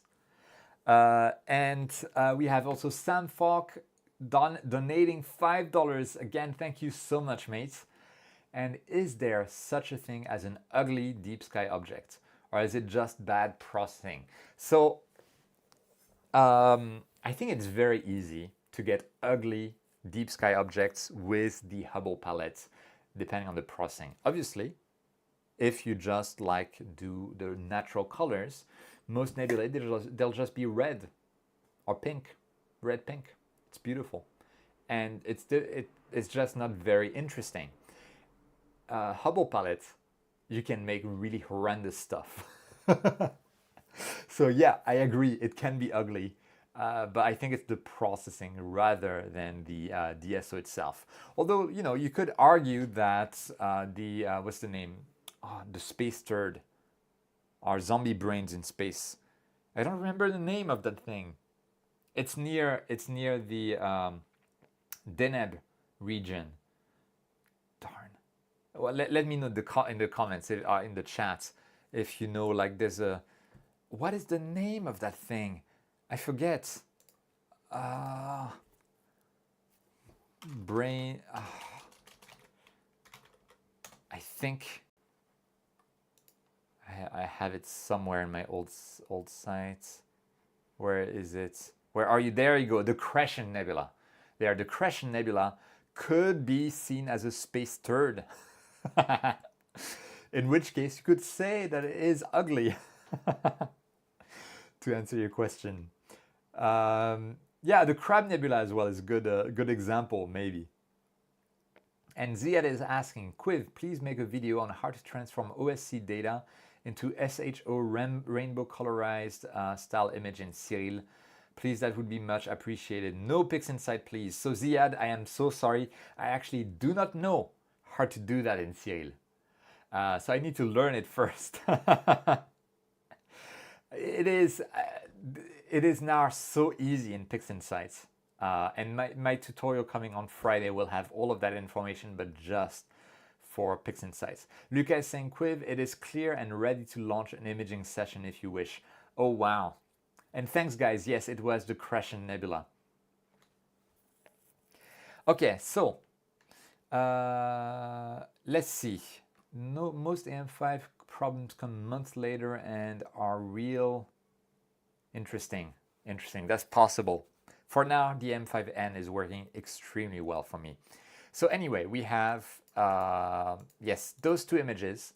So I might come back to you, Luca, about like controlling your equipment. We might do some impromptu controlling, but first I really need to process the previous data. So we are still in the linear stage, and we need to stretch those images. So I'm going to go to SETI Astro, statistical stretch, and we have luminance channel, and I'm going to try and stretch to a target median of maybe 0.15.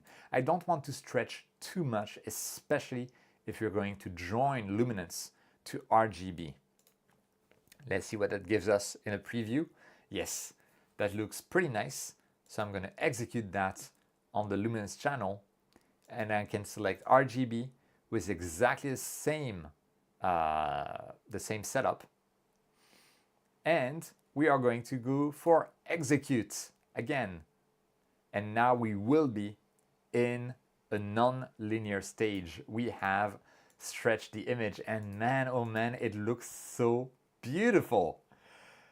We have an awesome donation again from Hugh. We appreciate, it's Hugh, right? Yes. Hugh Hamasaki again. We appreciate everything you do and always look forward to your videos. Thank you so much. It's always a lot of work, and to be honest, I've been a bit like with the weather these days, it's difficult to make videos because I can basically only make like processing videos or PixInsight or serial related videos, and it's yeah, it's really tough.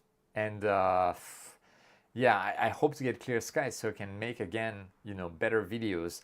And one video that I want to try, and let me know if it's a good idea or not, is I want to try taking images with a stopped down telescope to maybe f6 or f7, so we can remove what's named bandpass shift from the mix. But where I take an image of the Crab Nebula with a 4 nanometer bandpass filter, 7 nanometer, and then larger bandpass. And we look at H alpha and see whether H alpha we get a better signal to noise ratio at 7 nanometer rather than 4 nanometer. The reason being that the Crab Nebula is supposed to have a redshift due to its relative speed to us, a redshift of roughly 3 nanometers, which means that in theory, I should be getting better signal to noise ratio potentially with a 7 nanometer bandpass rather than 4 nanometers. That's something I want to try out. So thank you so much, Hugh, for your support. This is really amazing. And yeah, it's always a lot of work for the videos, but it's always worth it. Like, there is one thing, is that I stress out a lot when I release a video. I hope that I haven't made any mistakes. I hope I am not publicizing wrong information.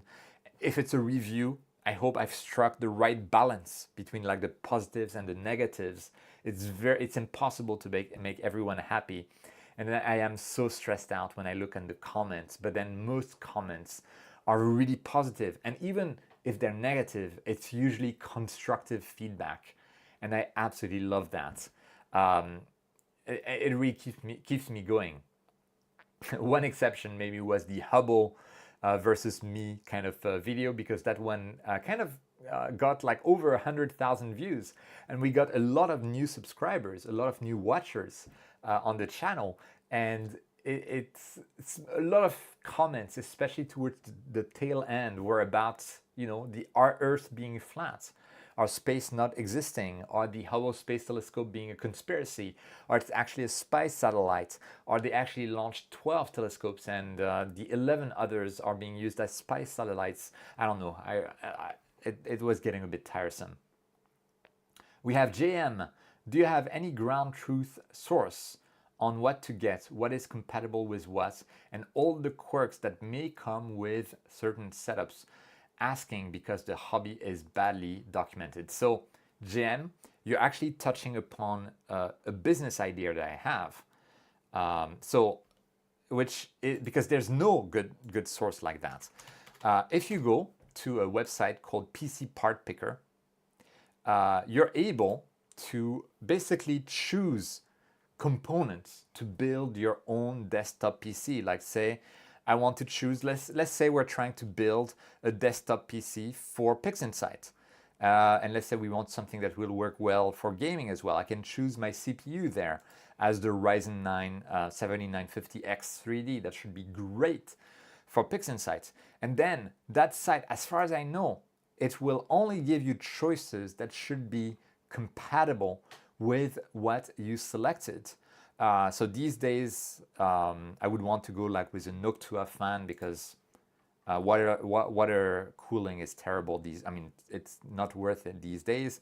So let's say, yeah, I selected this processor, then I can select this fan, and then I can select a motherboard that will work with it. Let's say this one is fine. And in theory, as far as I know, all of those components are compatible with one another. And like that, I can build my PC without worrying about compatibility. And yeah, let's say 4 terabytes, whatever. Let's go crazy. I'm building my PC, and I wish there was a website that could do that for telescopes. And it's something I've thought about as a business idea, because then how PC Part Picker makes their money is that all of the links that you get to all of that is their affiliate links. So they can make money on the affiliate links. And in theory, yeah, everything is compatible. Although, yeah, I think 650 watts would actually work with the setup that I chose. I don't know if it goes into the details, like can this RAM be used with the XMP profile correctly, with the motherboard that I have chosen, and the CPU that I have chosen, and the voltage controllers and all of that. I don't know if it goes to that level, but it's really, really impressive. And there you go. I have, by the way, like what I just built here, it's the perfect PixInsight PC. It is literally the perfect PixInsight PC, and it would cost you $1,800 US. But yeah, I wish we had that for telescopes. And it's something I've thought about, but it's an insane amount of work to ensure compatibility. So yeah, I completely agree, and I do not know of a source of truth for that. I wish we had something like PC Parts Picker for that. And then we have another donation from Nicolas Godin. Oh, Nicolas, thank you so much, mate. And it's your first super on the live stream. So thanks for taking that step and taking it to support the channel. It is amazing. Thank you so much. And we have Sean also gifting 10 subs. 10 memberships. Amazing, mate. Everyone who received the membership, please don't forget to say thank you. This is amazing. So this is absolutely insane. Matthew Stone, so Quiv, one thing I've noticed is you tend to use a filter drawer instead of a filter wheel, and I'm curious why. It's because I use my flow in Astrophotography. I started with monochrome. I went with the Meade DSi-2. If you know what that is, then you're an old-timey in the hobby. Then I went to one-shot color with the Meade DSi-3 camera, and then the Nex 5 mirrorless camera. And then I went to monochrome again with the 1600mm cool camera, and then all sorts of cameras, all the way to the Toptech IMX571 sensor monochrome camera, and then back to one-shot color. And usually in between I have astro slumps. I get depressed and I stop doing astro and I sell all of my equipment. And then one of the first things that go are the filters in the filter wheel. And this time around, because I'm still using one-shot color, for one-shot color I can make do with a filter drawer. But yeah, I've been thinking about going for a filter wheel, but because I have two setups, and recently I had the Frankenscope, but then it got too painful to realign together. But I have now two scopes. And so if I had a filter wheel, I would need to have all of my filters in that filter wheel, and I would not be able to use it in the different rigs. I need to be able to switch my filters easily between the rigs. So if there was a filter wheel that somehow allowed you to remove the filter without disassembling everything, I would use that. But right now, a filter drawer is much easier for me to use. So yeah, let's see. So yeah, that's why I'm using filter drawers. Yes, the spiral thingy in the center. There's this thing is pretty, super pretty, and there's something else somewhere. You know what? I need to keep processing there.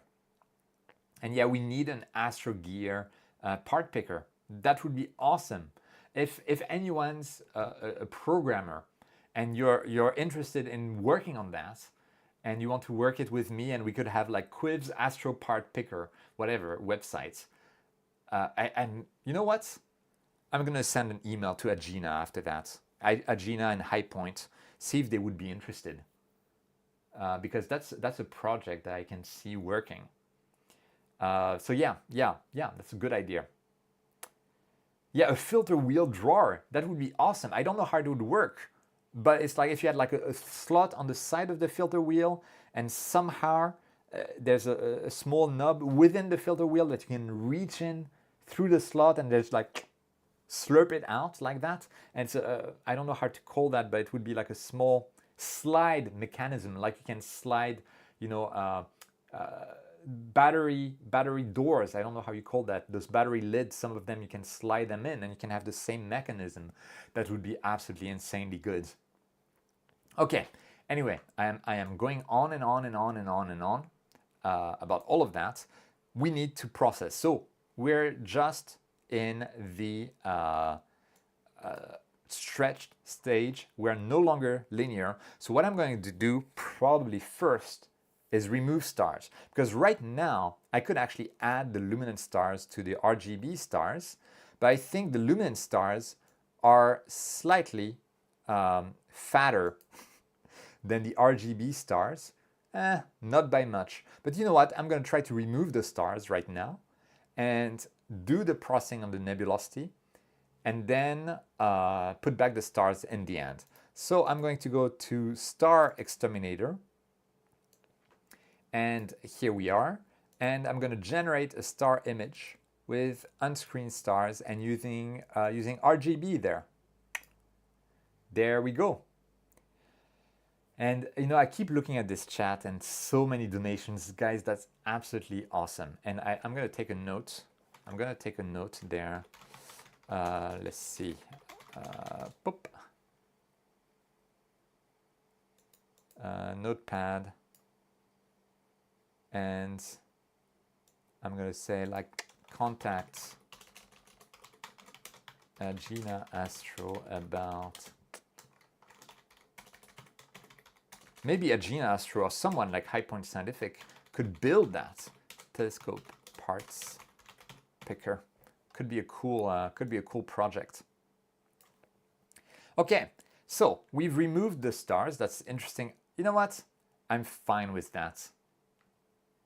I'm fine with that.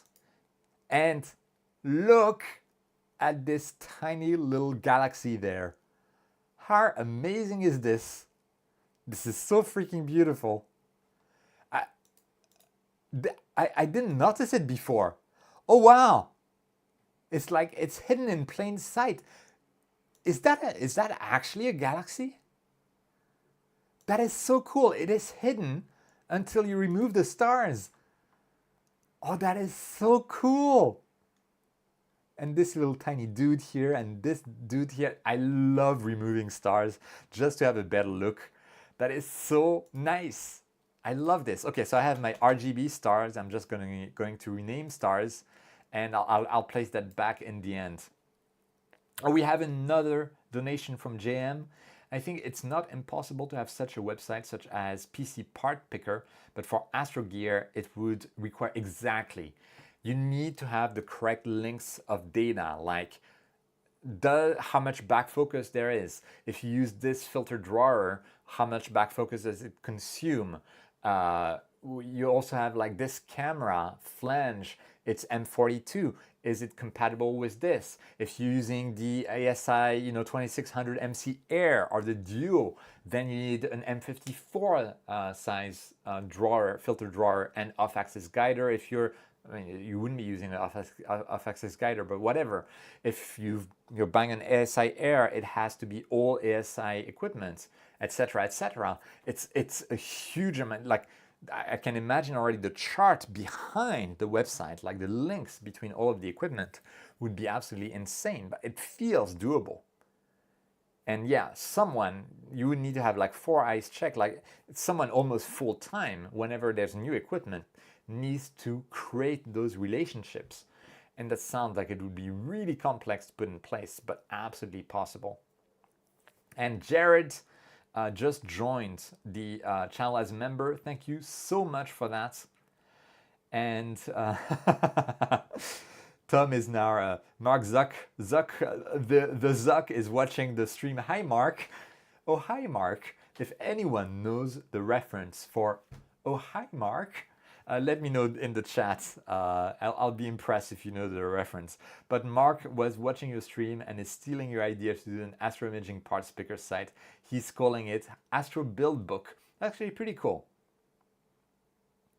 When buying PC, make sure power supply has at least 30% power available needed to give the PC. Yeah. It's true. Although, to be honest, with I have on my desktop PC, I had a 750 watt power supply with a 3080 Ti, and it worked without issue. But I would say like it's very true, and also you want at least I would say gold rated power supply. Anyway, let me keep removing stars. I want to remove stars from the monochrome image as well, and then we can combine them together. Yes! It's not. I did not hit. I did not. Oh, hi, Mark. Yes, you guys, you get the reference. This is amazing. And it's absolutely insane because there's two movies. One is called, I don't remember which one is which. Let's say Room movie. Yeah, so Room is a traumatic but excellent movie. Absolutely traumatic, by the way, but absolutely excellent. And then there's The Room, which is terrible. It's so bad that it's good kind of thing. You can watch it and be like, what the is happening the whole time? So Room and The Room, very different. The former is excellent but traumatic. The latter is terrible and so bad is good kind of stuff. Anyway, yes, going back now, I can do some CHILE combination. And can someone tell me what is the difference between doing CHILE combination with this selected and then having only L in here, and doing LRGB combination? Where are you? LRGB combination. There you go. LRGB combination with RG and B unselected. I tried both and it looks like it gives exactly the same results, but let me know. It's, yeah. Oh, Athol, you have to go and do work now. Thanks so much for joining, Athol. Good luck with work. I still have like 1 hour and 10 minutes before I absolutely need to go to work. Also, depending on how tired I am, that kind of stuff. We'll see what we do. So in theory, I think those are the same thing. But yeah, I'm gonna close this for now, and we're gonna put the luminance image here, and we're going to do. So David, did you do? Yes, blur exterminator is the very first thing that I did on all 3 monochrome images. So it's already done. And let's try to add this to this. So we also have tips for shooting good flats with Nina. Use the flat wizard, set it to 30%. The default is 50%. Do not do that. Use 30%. And yes, Sorab, it's perfect weather outside. It's raining to do post-processing. Let's see. This is before LRGB, after LRGB. This is such a massive difference. Before and after. And what I love about the processing that I'm doing right now is that I've used basically only scripts and process with the default settings. I'm like completely on rails. PixInsight has gotten so easy these days. It's so insanely easy. So if you are getting overcorrection, JL, are you taking bias frames and or flat darks? And what camera are you using? Please add this information. It's super, super important. Let me know. Camera, optics, and what other calibration frames are you using? Tell us that, and then I can tell you what's going wrong. Okay, so now we have the starless image. This looks insane. Yeah, so, okay, ASI 533M3, you are using bias frames, okay?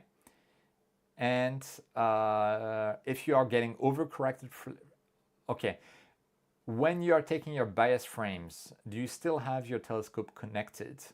And do you do them like during the day? Oh, you have the Roki 135. Yeah, okay, so it is very possible that if you take your bias frames while you still have the camera connected to the lens and you have the lens cap on, the lens cap doesn't filter out of all of the light, and the bayonet mount can also filter light through, which means that you likely have some amount of light leaks into your bias frames. And if that happens, then your the calibration of the flats with the bias will actually overcorrect your flat frames, and then you can have undercorrection or overcorrection. So if I were you, I would try to retake my bias frames with exactly the same settings, but get yourself in a perfectly dark room, or just like what someone suggested, putting the whole setup in the fridge and then closing the door, because then you know it's perfect darkness in the fridge. Close the door, take your bias frames, and then that could help. We have a philosophical question and donation again. Thanks again, Jim, for all of your support. With all the star removal and re-adding and all the recoloring, do you think it even matters how true the image is to reality? Because sometimes when I try to explain these to uninvolved people, they say it's fake. So that's actually, it's a very, very good point. And I stressed that a lot in my me versus Hubble video. The star removal and re-adding, to me, it's perfectly fine. It's not a fake image because we're just processing the nebulosity to make it more noticeable without the stars. It's no worse than in landscape photography when you deal with, when you increase contrast, or when you use like the dehaze slider in Lightroom. You know, photography to some extent, standard landscape photography or photography to some extent tries to, you're trying to capture not only an image but also a feeling. And I think with astrophotography, we're also trying to capture something that is true to life, but also the feeling of awe that we get from those images. And so processing like the nebulosity separately from the stars is perfectly fine, because then we get, the nebulosity is there. It is true to life. We would not be able to see that nebulosity even if we stood right next to this, because it's surface brightness. So the closer we get to that target, the more spread out everything is. So we get the same amount of brightness per pixel or per nerve or whatever, like the rods and cones in our eyes. So we would never be able to see that with our eyes anyway. So any photography is fake in the first place, because this is, you know, getting sometimes people ask me like, okay, if I were to go and close to the Eagle Nebula, what would I see with my naked eye? And nothing. You would not see anything. It is étendue brightness. It is surface brightness. Going closer is exactly the same as increasing the focal length. We are spreading the brightness across, and our pupil is only at best 7 millimeters. So yeah, no, you're not going to see anything. So in that sense, it's fake, because no one's ever going to be able to see anything. But at the same time, it is extremely real. My color image here, we used spectrophotometric color calibration to get the right colors based on the data from the stars and the spectrum of those stars. It doesn't get more rigorous in terms of getting the right color. It's incredible. And then I'm removing the stars, but I'm adding them back. Exactly the same. I'm not trying to fake anything. So for broadband, I think it's unwarranted in terms of criticism. But in terms of narrowband, I understand where people are coming from, where they're looking at the Hubble palette, because the Hubble palette is not a good representation of what colors we would see in the nebulae if our eyes were telescopes. Let's say we have like our pupils are not 7 millimeters, but they're 1 meter. let's say 10 meter pupils that are stretching out. Then our cones in the eyes are super sensitive. Then we would see the Eagle Nebula as red, and therefore the Hubble palette is not true to life, but it is an excellent way to show to our eyes what the main chemical components of the nebula and what light they emit are. And it's a convenient way to do that. If we had evolved for whatever reason, let's say we're like spacefaring animals that feed on light from those nebulae, who knows, maybe our eyes would have evolved to see H-alpha, sulfur 2 and oxygen 3. Then we would see things maybe in a similar way that the Hubble palette does. Everything is relative, but everything we do and process comes from real data. How we perceive that is not, in my opinion, a good way of describing what is real. We cannot say it's real because that's how I perceive it. I mean, come on, Descartes, je pense donc je suis, cogito ergo sum. I think all of those worries are exaggerated. And what you see is not a standard of what is real. Animals see the world differently than we do. Is what they see any different? Telescopes are just a tool for us to, and the processing afterwards is just a tool for us to see stuff that actually exists differently than what our eyes perceive it. And it's perfectly valid.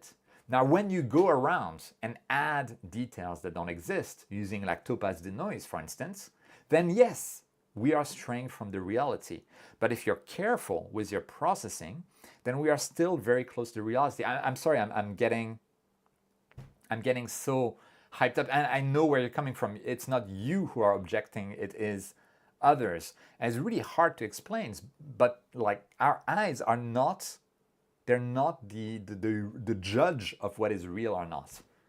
Yeah, sorry, really getting into a huge tangent. Okay, yes, we're back here. Now can do, okay, wait, no, we have Jem, I understand and know that, physics engineer here, but yeah, because of this, a lot of people say that astrophotos are kind of fake. And then the question arises, how this relates to AI, what is fake? Yeah, I mean, the AI processes that we use, as long as it's not topaz denoise, they are engineered, especially blur exterminator, it's just approximating a mathematical algorithm, right? So, yeah, I understand. It's difficult to explain to people. Removing the stars, placing them back, personally, I think it's perfectly acceptable. We are not adding data that doesn't exist. Blur exterminator, same. We are not adding data that doesn't exist. Topaz denoise, we are adding data that doesn't exist. So to me, it's all about, do I add data that doesn't exist? If the answer is yes, then I've strayed from reality. If the answer is no, I haven't strayed from reality. Again, Jen, thanks so much for your support. Every time you ask a question or add a comment, you're like doing a donation, which is insane. Thanks so much, mate. And yeah, it's, yeah, sorry, I went into a whole tangent. I feel it should have been a video in and of itself. Let me go to do the most difficult part of any processing, in my opinion, is curves transformation.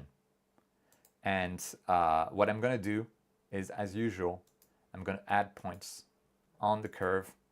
And what I like to do is probably like decrease. Oops. Oh, no. I want to decrease a tiny bit here to have a bit more contrast at the very low end. And then in the mid-range, we can increase a little bit the nebulosity there. I like playing with this. Curves are amazing. I like curves. Oh man. And let's see, before and after. This is so cool. This is such beautiful data that we capture. Luca, thank you so much. David, and sorry for these questions. It's putting you off your PixInsight. Do you do darks and flat darks for your TaupeTech IMX571? No, I do only bias and flats. That's it.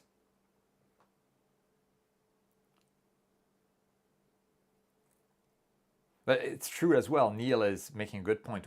I mean, every single photo, even like take a photo with your smartphone or with a normal camera, the JPEG has been retouched because the image has been stretched. It's not the raw data from the sensor. By that standard, every single photo is fake. And because smartphones these days, even for normal photos, they use AI to find like the right HDR look, whatever. Pixel phones are very known for that. By that standard, they're fake. Yeah, it's a rough one. Okay. Anyway, pop. This looks amazing. This looks amazing, guys. Can I do some more curves on this? Yeah, I'm going to saturate a little bit more because it's going to be killed by stars later on. So I feel like I can go a bit overboard before I add the stars, because we saw the huge difference to our perception before removing the stars and after removing the stars. So I think I can go a bit crazy here. Oh yeah, going crazy. I love this. Okay, I'm going overboard, but who cares?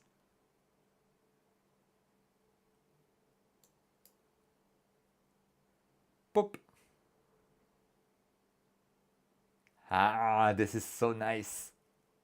This is so freaking nice. I'm having so much fun there with that image. I can never get the data from Tokyo. So seeing that is absolutely insanely amazing. And I don't know what else to do before I put back the stars in the image, because and this galaxy that's my workflow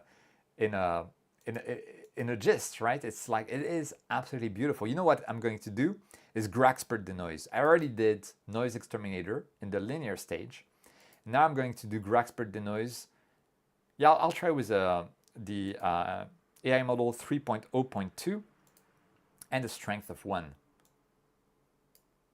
Boop. And Graxpert the noise, by the way, you'll see it takes forever, even with a good GPU. Yeah, question is, where is the boundary, JM? And my boundary is whether we are adding stuff that doesn't actually exist to the image. The colors in this, they exist. The nebulosity that I just use curves to basically emphasize exists. The stars that I removed, I'll place them back and they exist. I'm not adding any data to that. The moment that I add stuff that I haven't captured is where I start having trouble. The first field of science to ever use AI has always been astrophysics. It's the only way to sieve and analyze the absurd amount of data Hubble and the others produce. Is that right? I don't know about that. I feel like other fields have been. It also depends on your definition of AI. Is like a perceptron in and of itself AI? And by some definitions, even a standard like Kalman filter, a Kalman filter that adjusts. Oops, I see an error. YouTube is not responding. Are you guys still seeing this stream?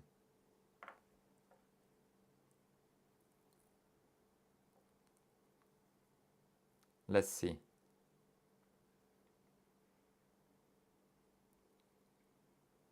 Oh.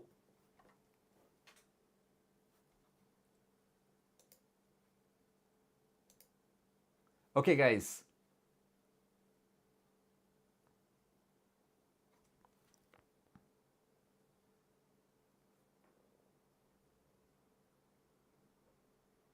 I think we're going to be back.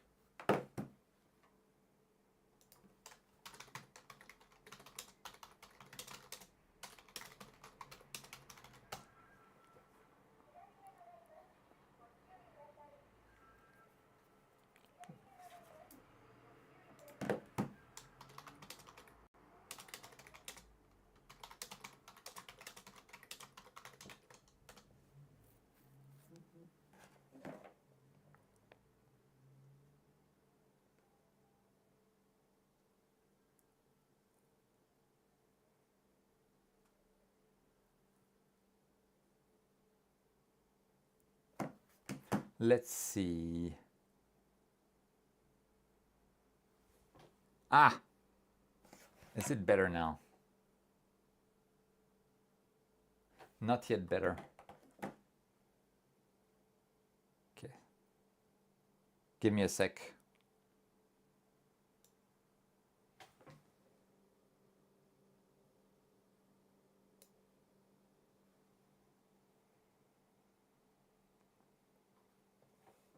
Is it better now? Not yet. Come back and start a new stream. I'm gonna stop streaming. Let's see. I'm trying to see on YouTube directly as well. It's okay now? Ah, there. Okay, it was the Graxpert process. Graxpert denoise killed the stream. Okay, whew. That's awesome. Thanks, guys, for letting me know that it's working again. Let me know if you hear the voice clearly as well. Hopefully, it's getting better. And I don't remember what I was talking about, but yeah, I think about like the border is adding new stuff or not. Yeah, so Graxpert did not finish, actually. I stopped it. I stopped Graxpert because, yeah, okay. So that's interesting. I think the Graxpert AI 3.0.2 is extremely demanding. It's interesting. We did not have any issue with Star Exterminator. But yeah, it's good. Good that we're back. So I will not do some further noise denoising on this. Sorry, Graxpert. Maybe I need to have like a different computer for streaming and for processing. I think that's what the pro streamers do. Ah, okay, we're good. Thanks so much, guys. So in that case, you know what? I'm going to add back the stars. Just add back the stars.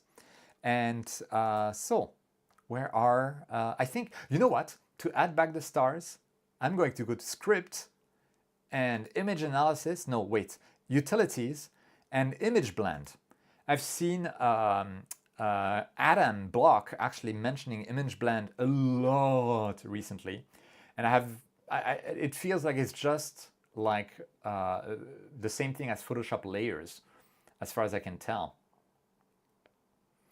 And I was talking about color, and yeah, about yeah, color. I think I'm yes, I was saying like, yeah, nebulosity. Even if I add saturation, whatever, it's based on the existing colors. But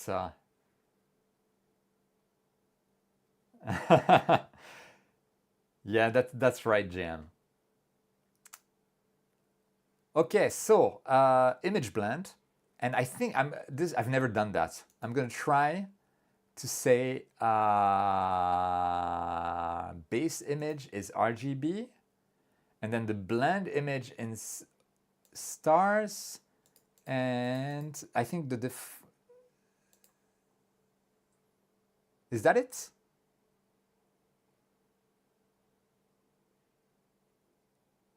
Okay, it looks like the image blend process can be used to put back the stars that were unscreened. And it works. Super cool. Yeah, throwing hardware at the problem, because I've seen that like professional, let's say gaming streamers, the guys who actually game while streaming, they have separate gaming PC and streaming PC, and somehow they get the output of the gaming PC as an input to the streaming PC using like video capture or something like that. So that's what they do. And yeah, it's yeah. Okay, so that's the image that we get with the stars back in. And it's very interesting because, again, if you didn't tell me, I wouldn't realize that this is a little tiny galaxy. But this is so cool, the image with the stars back. And just to have a quick look at what it looked like before we removed the stars, it looked like this. Let's zoom out. This is the before the curves. Oh, wow, yeah. It's a big difference. In a way, I like before the curves because it's more mysterious in terms of the nebulosity. And in the way after the curves, I like what I see because we can see the nebulosity more. But man, that is beautiful. And let's do one more thing, which would be I need to go to utilities, and I think star reduction. Yeah, that's it. A video capture card. Oh, Pete, you do the same thing. That makes sense. Maybe I need to do that. That would be a good thing to try. But yeah, it's I don't think I do streaming often enough to justify it. I wish I could have used Graxpert though, but yeah. We have Astro Island. Greetings from Trinidad. You're joining us on the tail end of the stream, I would say. But maybe we will connect to a PC in Chile and a telescope in Chile to take some images of something. If you have any ideas, I don't know if I'll do it because I'm getting a bit tired.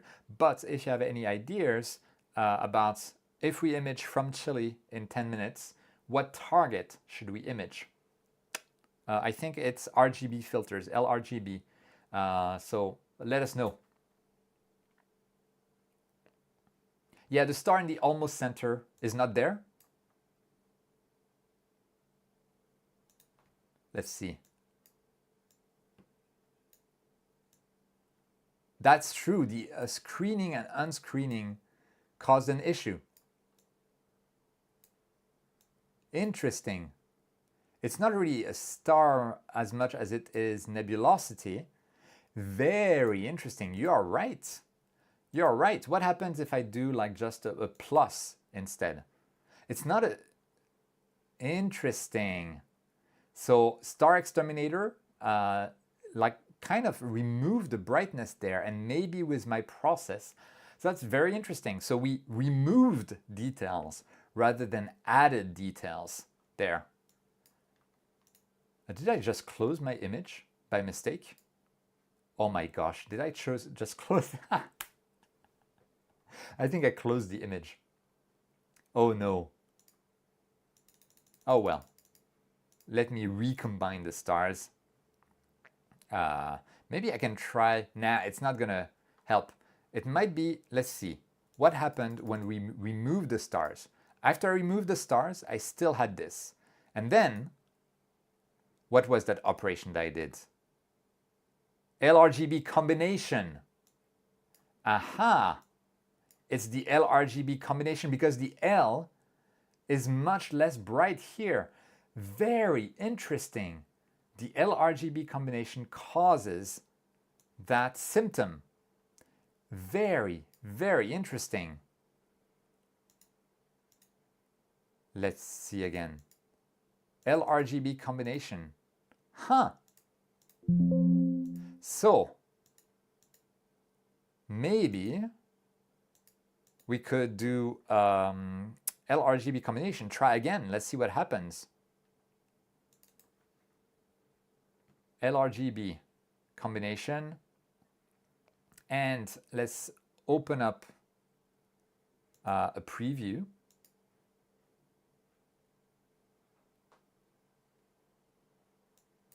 And wait, wait, I cannot open a preview, of course. What am I saying? But let's see. If I decrease this, what happens?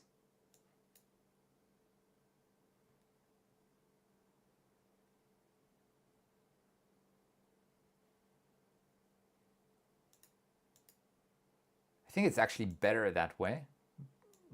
Let's try. I'm kind of like fiddling around, seeing what's happening. Selecting the large. Oops. I see. Maybe there's a happy compromise somewhere. Maybe I should be using image blend to add the luminance to the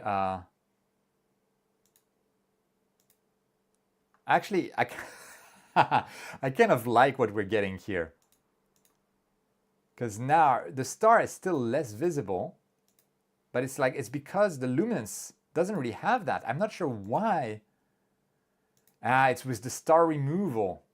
Interesting. So when you combine both, we have issues. Let's see. I see. I see. It is star exterminator on the luminance layer that did that. So thanks, Pete, for the suggestion there. Star exterminator, we're learning stuff as we go. So I can select large overlap and try again, just for the L image. And so the issue was star exterminator removing that luminosity from the luminance layer, but not from the color layer for whatever reason. This is so cool.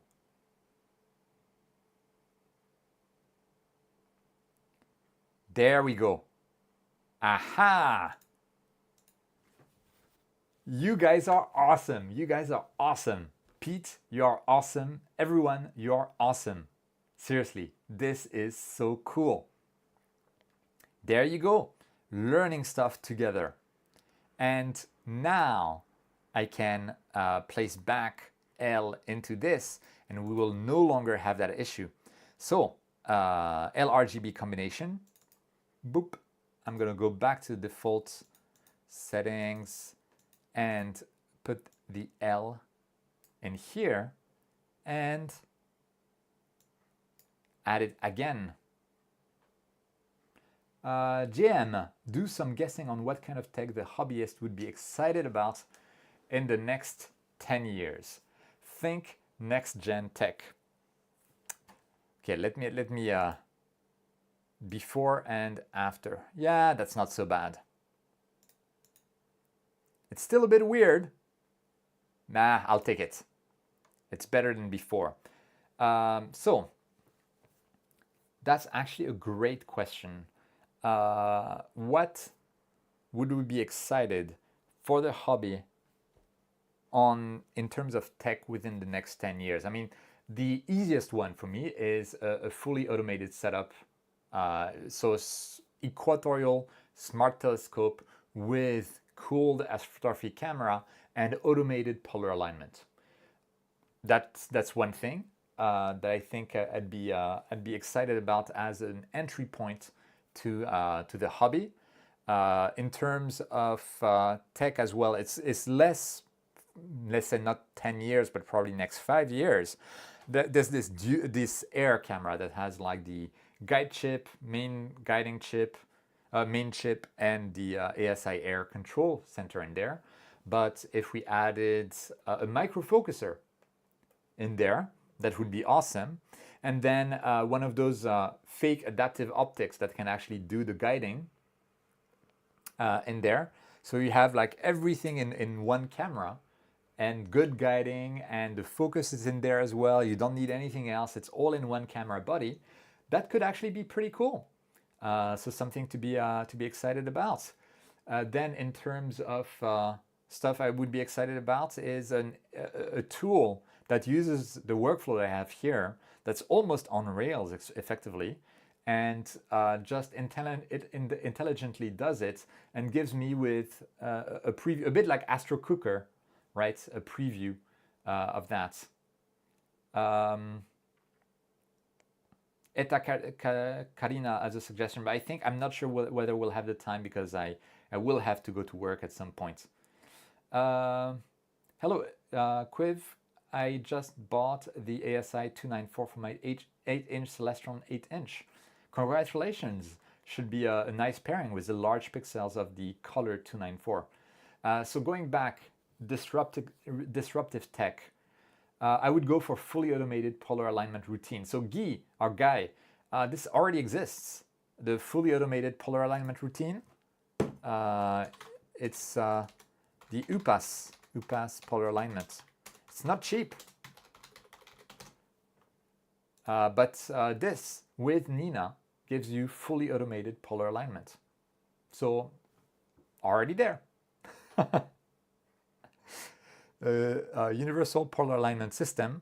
And there's a video there where it shows Nina automatically doing the polar alignment for you. You don't need to touch a thing. So that already exists. Yeah, so all integrated, a process that does the processing, so I can get a good idea of what I can achieve directly. I would like as well like multi-layer camera sensors, so that we have a better signal to noise ratio effectively in what we capture. So Nevs again, Nev is saying, I would pay good money for an automated, precise within 10 seconds polar alignment. Yeah, it's there. Good money is yeah, 1,400 euros. That's the good money you have to pay right now for automated polar alignment. It already exists, which I find absolutely insane.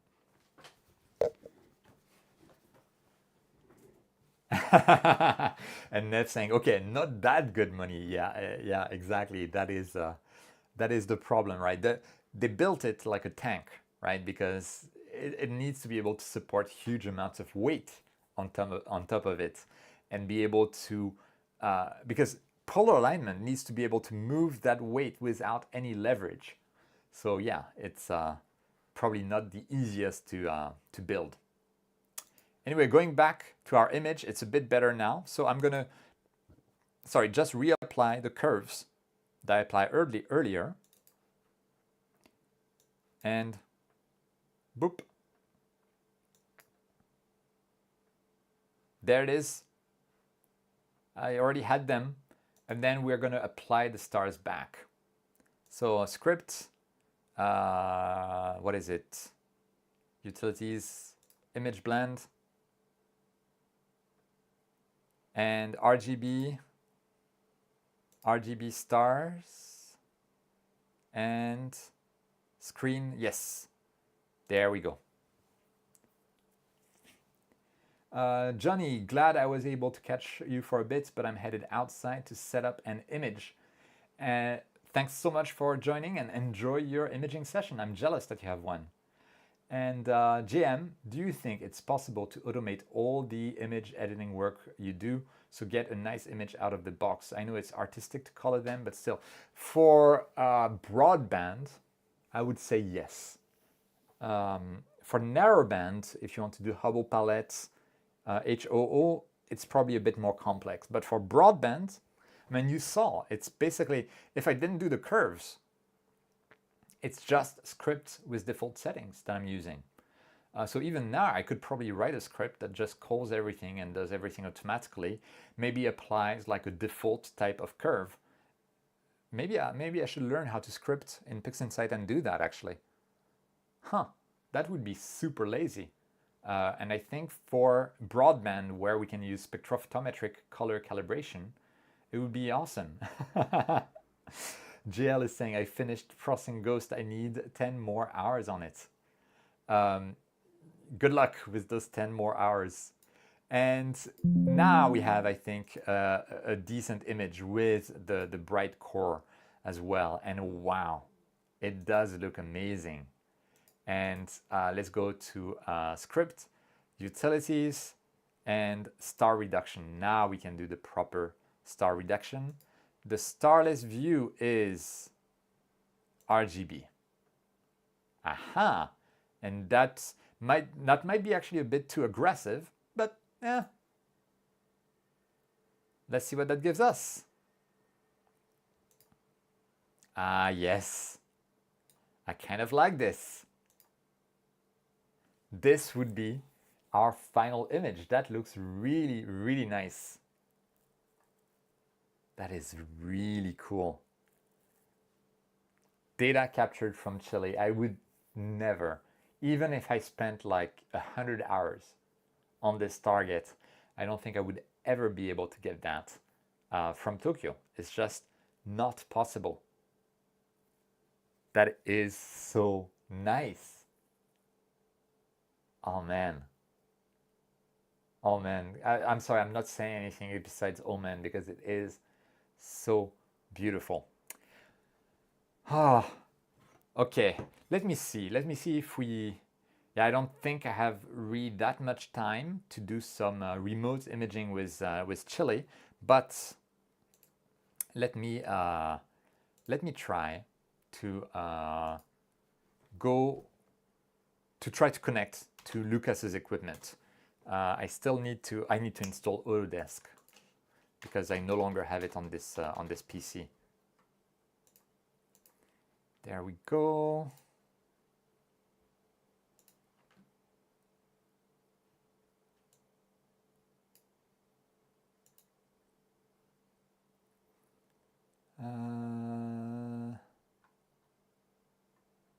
I'm searching for my my Autodesk connection, so we could, oh, not Autodesk, AnyDesk. Okay, I'm not sharing my screen. Everything's good. AnyDesk. I need to download it. I'll be back in a moment, and maybe we'll have some imaging from CHILE.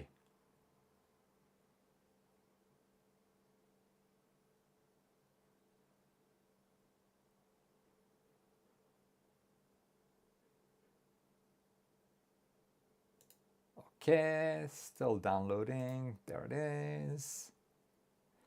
And I need to input a number. Again, give me a second.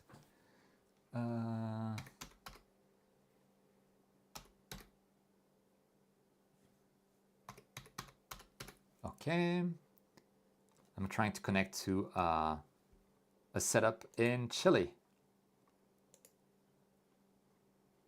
Connection in progress. Now I need a password.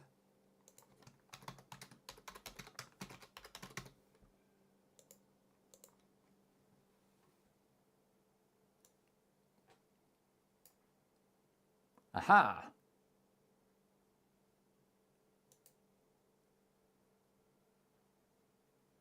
So I think I can share my screen again. Give me a sec. There we go. So I think I'll have to go in roughly 30 minutes to work. Ironman Astro, good night all, time for polar alignment. A very, very important process. So we are on the FSQ 85 Takahashi telescope in CHILE. And let's see what we have. We have a 2600 monochrome camera from Toptech. And filters, we have LRGB SHO as available. Sky Atlas. I can actually move that so I can see the chat. Oh shit. See the chat at the same time.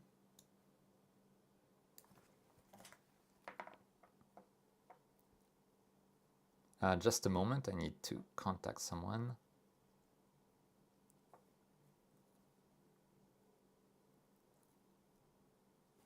Just a moment while I get ready. What is the? How can I find the target?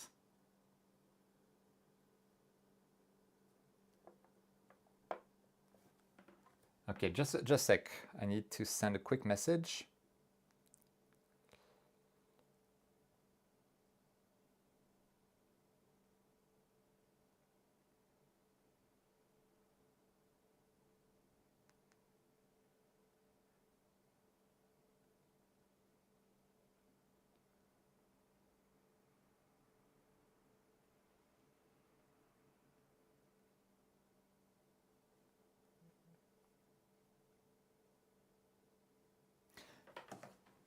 Okay, so choose your target and exposure and Luca will let it run. That's awesome. So target and exposure. Target, guys, ETA, whatever, ETA, I don't remember the name. How do I find it? If I search for ETA, will it come up? Nope. Yep. That's it. I think that's it. Oh, wait, the tarantula? Do we have access? No, no, it's too low, right? Too low, too low. Everything's too low. Tarantula could work. You have Carte du Ciel installed, but now I have like, I don't know what to image. I don't know what to image. I don't know what to image. I'm like analysis paralysis. Let me look at Sky Safari on my smartphone. Just a second. Carte du ciel. Carte du ciel, but it can be. Let's see now. But no, I want to set my location to whatever. I'm so confused. What can we choose? Carina is down the horizon, right? Anyone good idea? Oh, I wanted to try around Antares, but I think the field of view was too small, right? If we search for M80.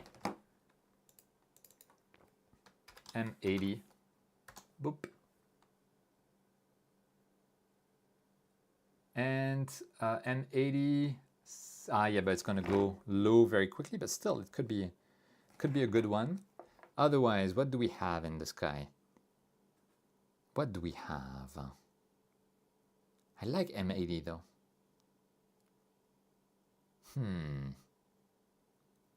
There's so many nebulae we could image, and I'm just like stuck.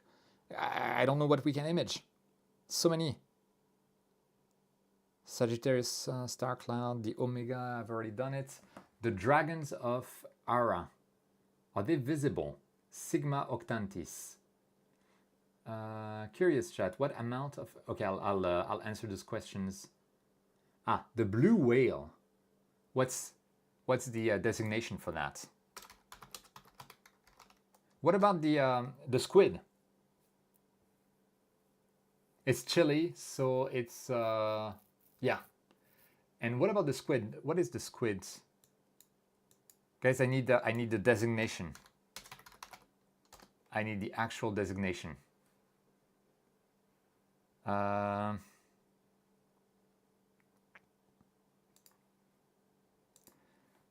Let's see, Squid Nebula. Is that... Because that's something I've always wanted to capture, and I know it's like impossible to capture, but I don't know the designation of this. How do I find it in... Nina, maybe I just need to put the coordinates manually.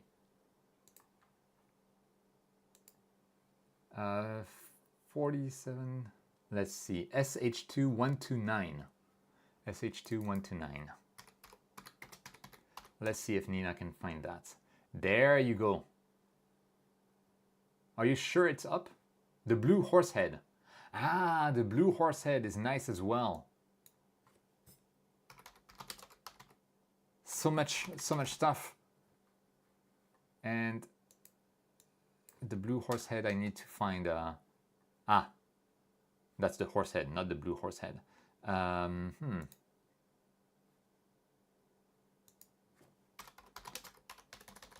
The blue horsehead.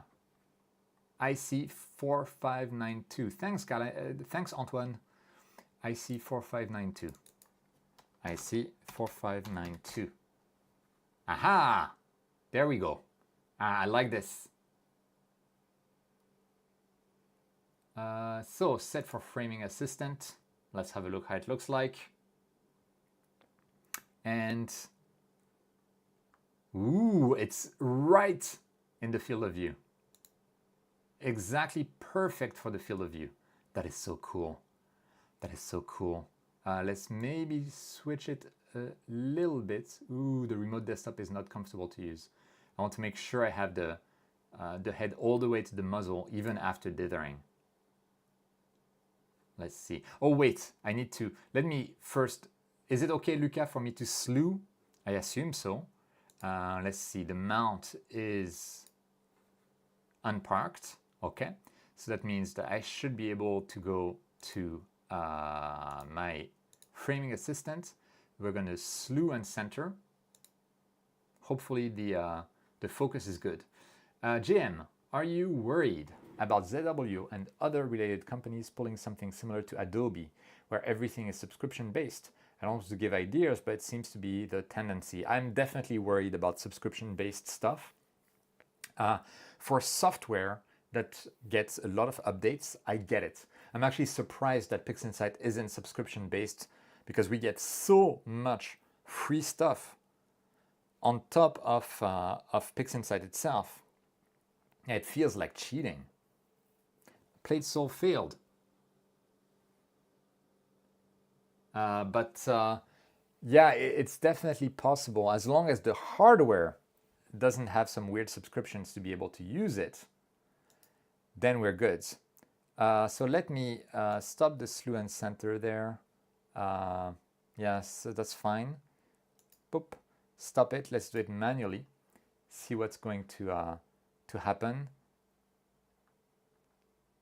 We're somewhat out of focus. Also, there's this weird aberration going on. What is this aberration? Interesting. So the remote desktop is making it difficult to see what's going on, but let's try to move the focuser one direction and see what happens. I'm not sure what's happening. Luca, what is going on, Luca? Are we in between filters? Are we in between filters? Let's select, let's say, a red filter. Click on change, switching filter. And then let's go filled. Wait a second, why is switching the filter taking forever? Oh, we're having an issue. Luca, I told you, whenever I look at your rig, I'm gonna break it.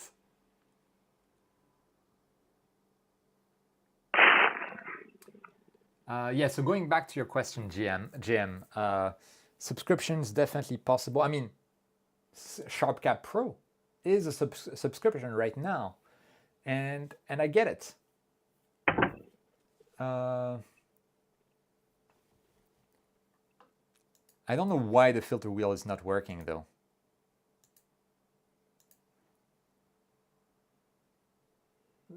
Yeah, I'm gonna disconnect the filter wheel and reconnect it. Okay, now I'm going to tell it, go to the red filter. Go to the red filter. Yes, so going back to your question, filter. Yeah. Aha! Subscriptions, definitely possible. No. What is going on? Is a subscription right now. I'm so sorry, Luca. Whenever I use your equipment, I break it. Should I just restart Nina? I feel like I should restart Nina. Something funky is going on. You know what? That's what I'll do. Do you want to close the sequence? Yeah, sure. Is that okay? I'll wait for your answer. The telescope is located in Chile. And yeah, remote, it's from Luca. So Luca, who you see sometimes, I think he's still working though, so he's not able to provide us with real-time support. For now, because I've moved the mount, just in case, I will go back to mount and set it to home. It should be putting it back to the home position.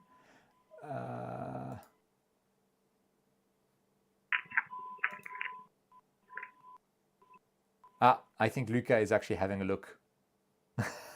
That is so cool.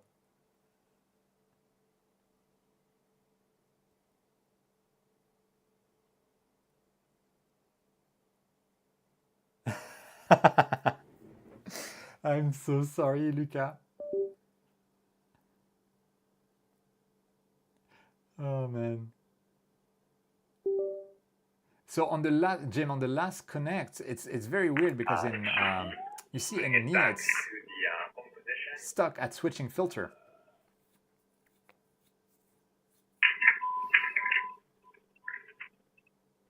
Can you power cycle the actual filter wheel? So yeah, I think Luca is doing that right now. And now, yeah, I still see his flashlight. This is so cool. We're watching. So you're watching me stream someone else in Chile. You're watching me in Japan, watching someone in Chile messing with their telescope because I'm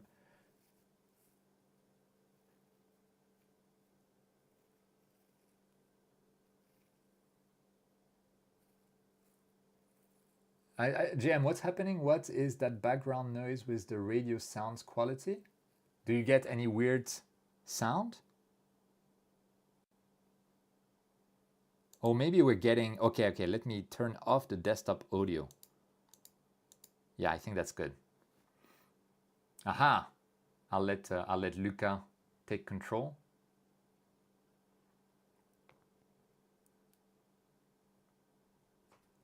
This is so nice. Oh man, I'm seeing interfaces in French is so weird to me. Like idle is oisif. It feels so quaint somehow as a word.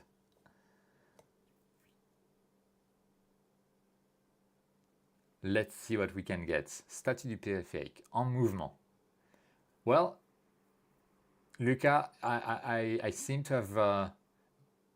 maybe you should try turning it off and on again.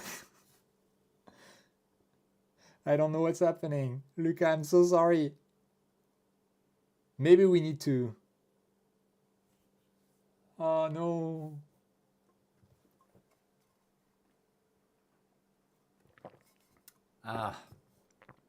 So I think the imaging session was not to be. Aha, maybe it is. Maybe it is to be. I need to go to work in 14 minutes, guys. Oh, this is so cool. Aha! So the focuser is bad, but we're still in between filter wheels. This is... Yeah, the filter wheel is having issues. That is really weird. So yeah, how's life for you guys? Anything fun happening this week? Oh man, this is horrible. Luca again, so sorry.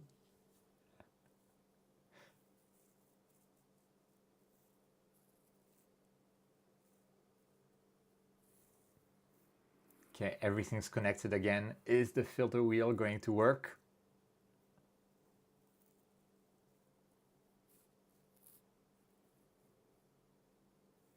So the filter wheel thinks it's at the L filter, so it doesn't do anything. Huh. Well, for now I'll be showing again the final image that we were getting. So Bob, I'm actually trying to get a loaner universal polar alignment system to review it, but I'll be in France later this month, and they're kind of asking me to send it to France and then I carry it back in my luggage, but I don't think I'll have the space for it, so it's kind of like to be continued there.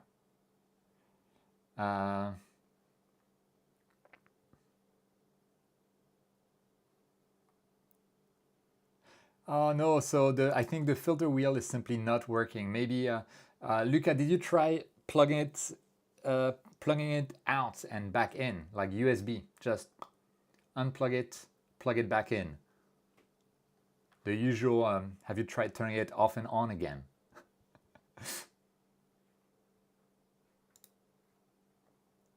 But, oh wow, I hadn't noticed this little red thing there. That is kind of beautiful, and this swirl, everything about this target is beautiful, and I cannot believe that it is possible to get such images. That's only one night of data, or even less than a night. Absolutely insane. I wish I could use Graxpert denoising on the stream. Someone asked me, what do you think of Starfront obsies? I don't think anything, I haven't used them, but they look cheap and good. Would be nice.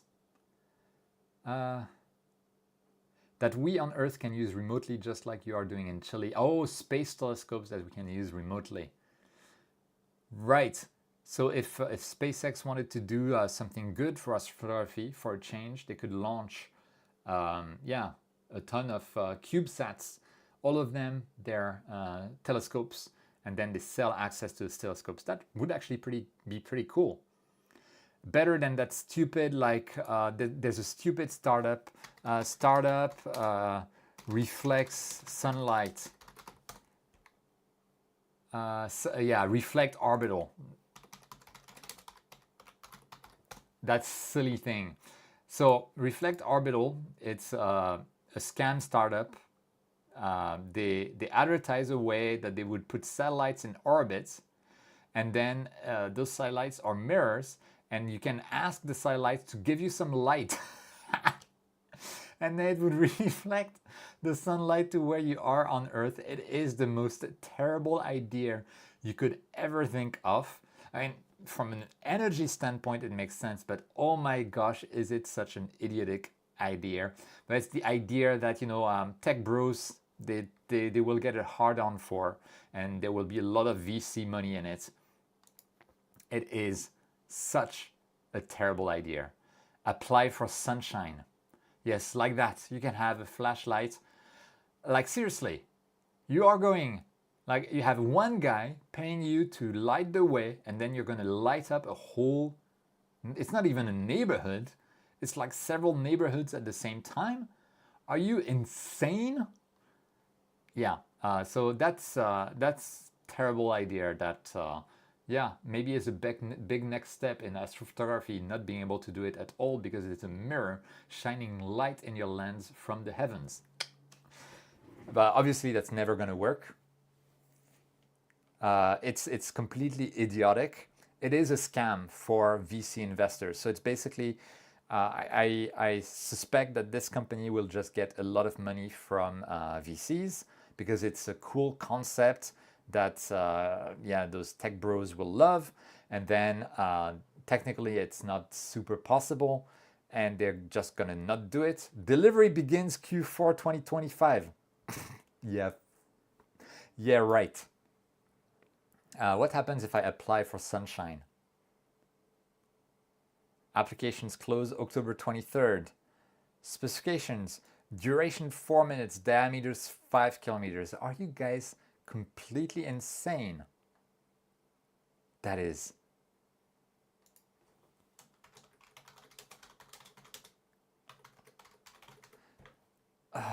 So stupid.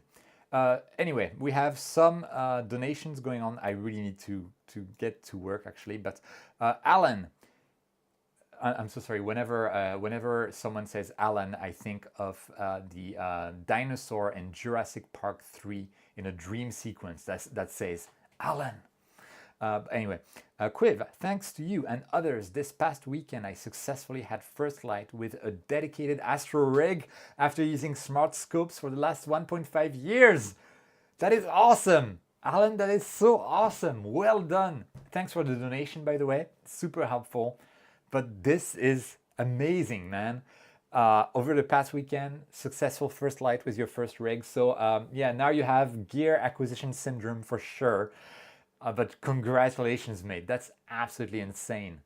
And it's so nice to see that indeed the smartphone to proper rig kind of evolution actually works in real life. And it's amazing. And I love it.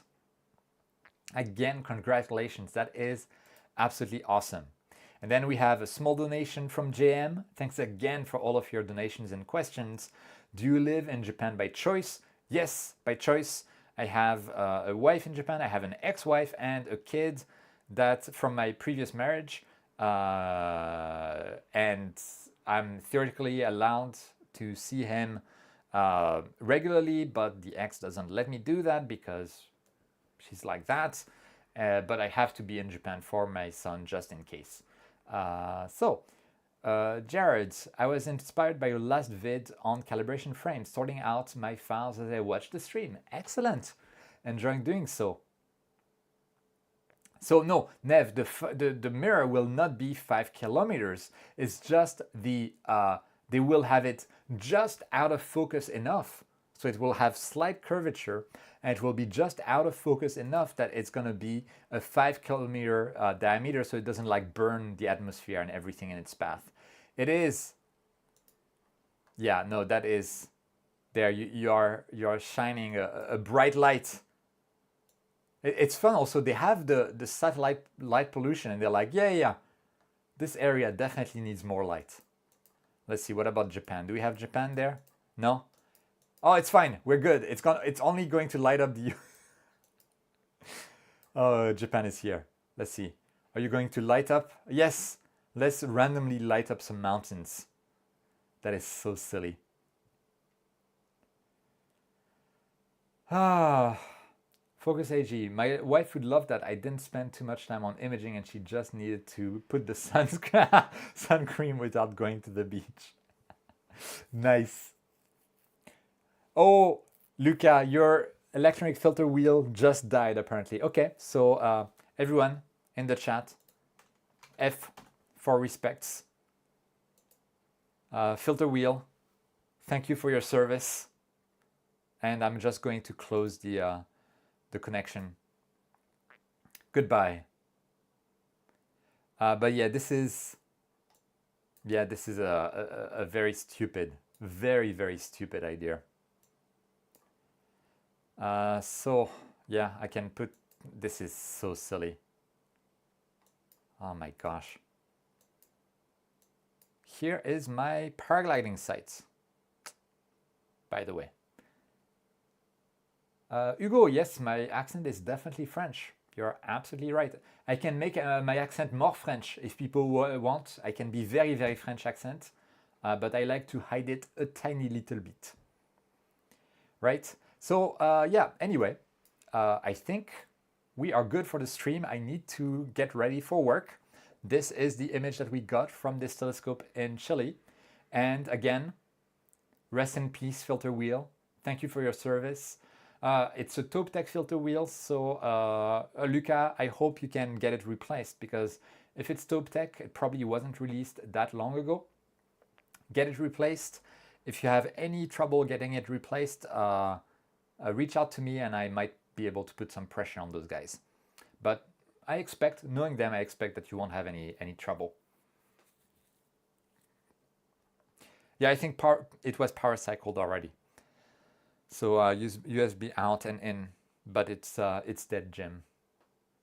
So yes, respect to the filter wheel. And with that, I think that's it for this session. Too bad we were not able to image from Chile, but we were able to process the data that we got last time. I can't stop looking. This is just insanely beautiful.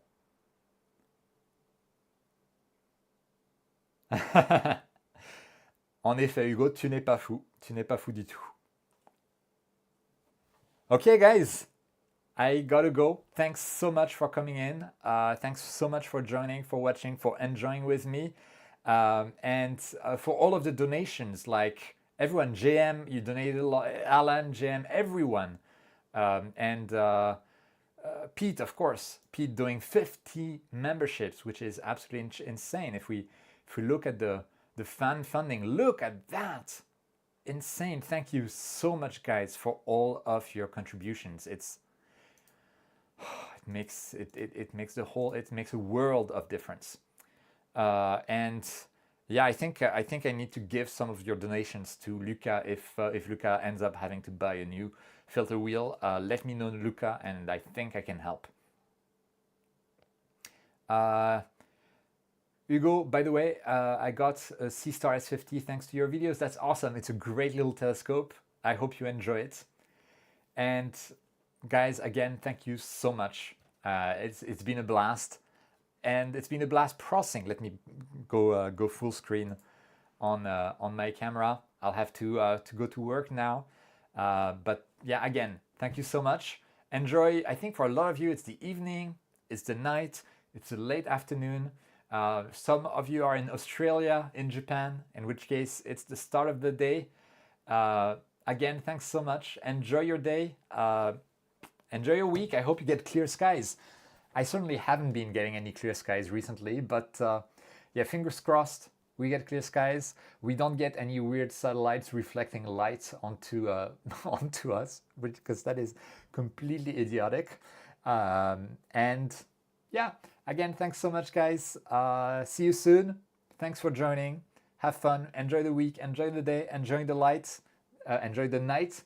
Enjoy light pollution as well, or as little as possible. I don't know what I'm saying anymore, so it's time to stop the stream.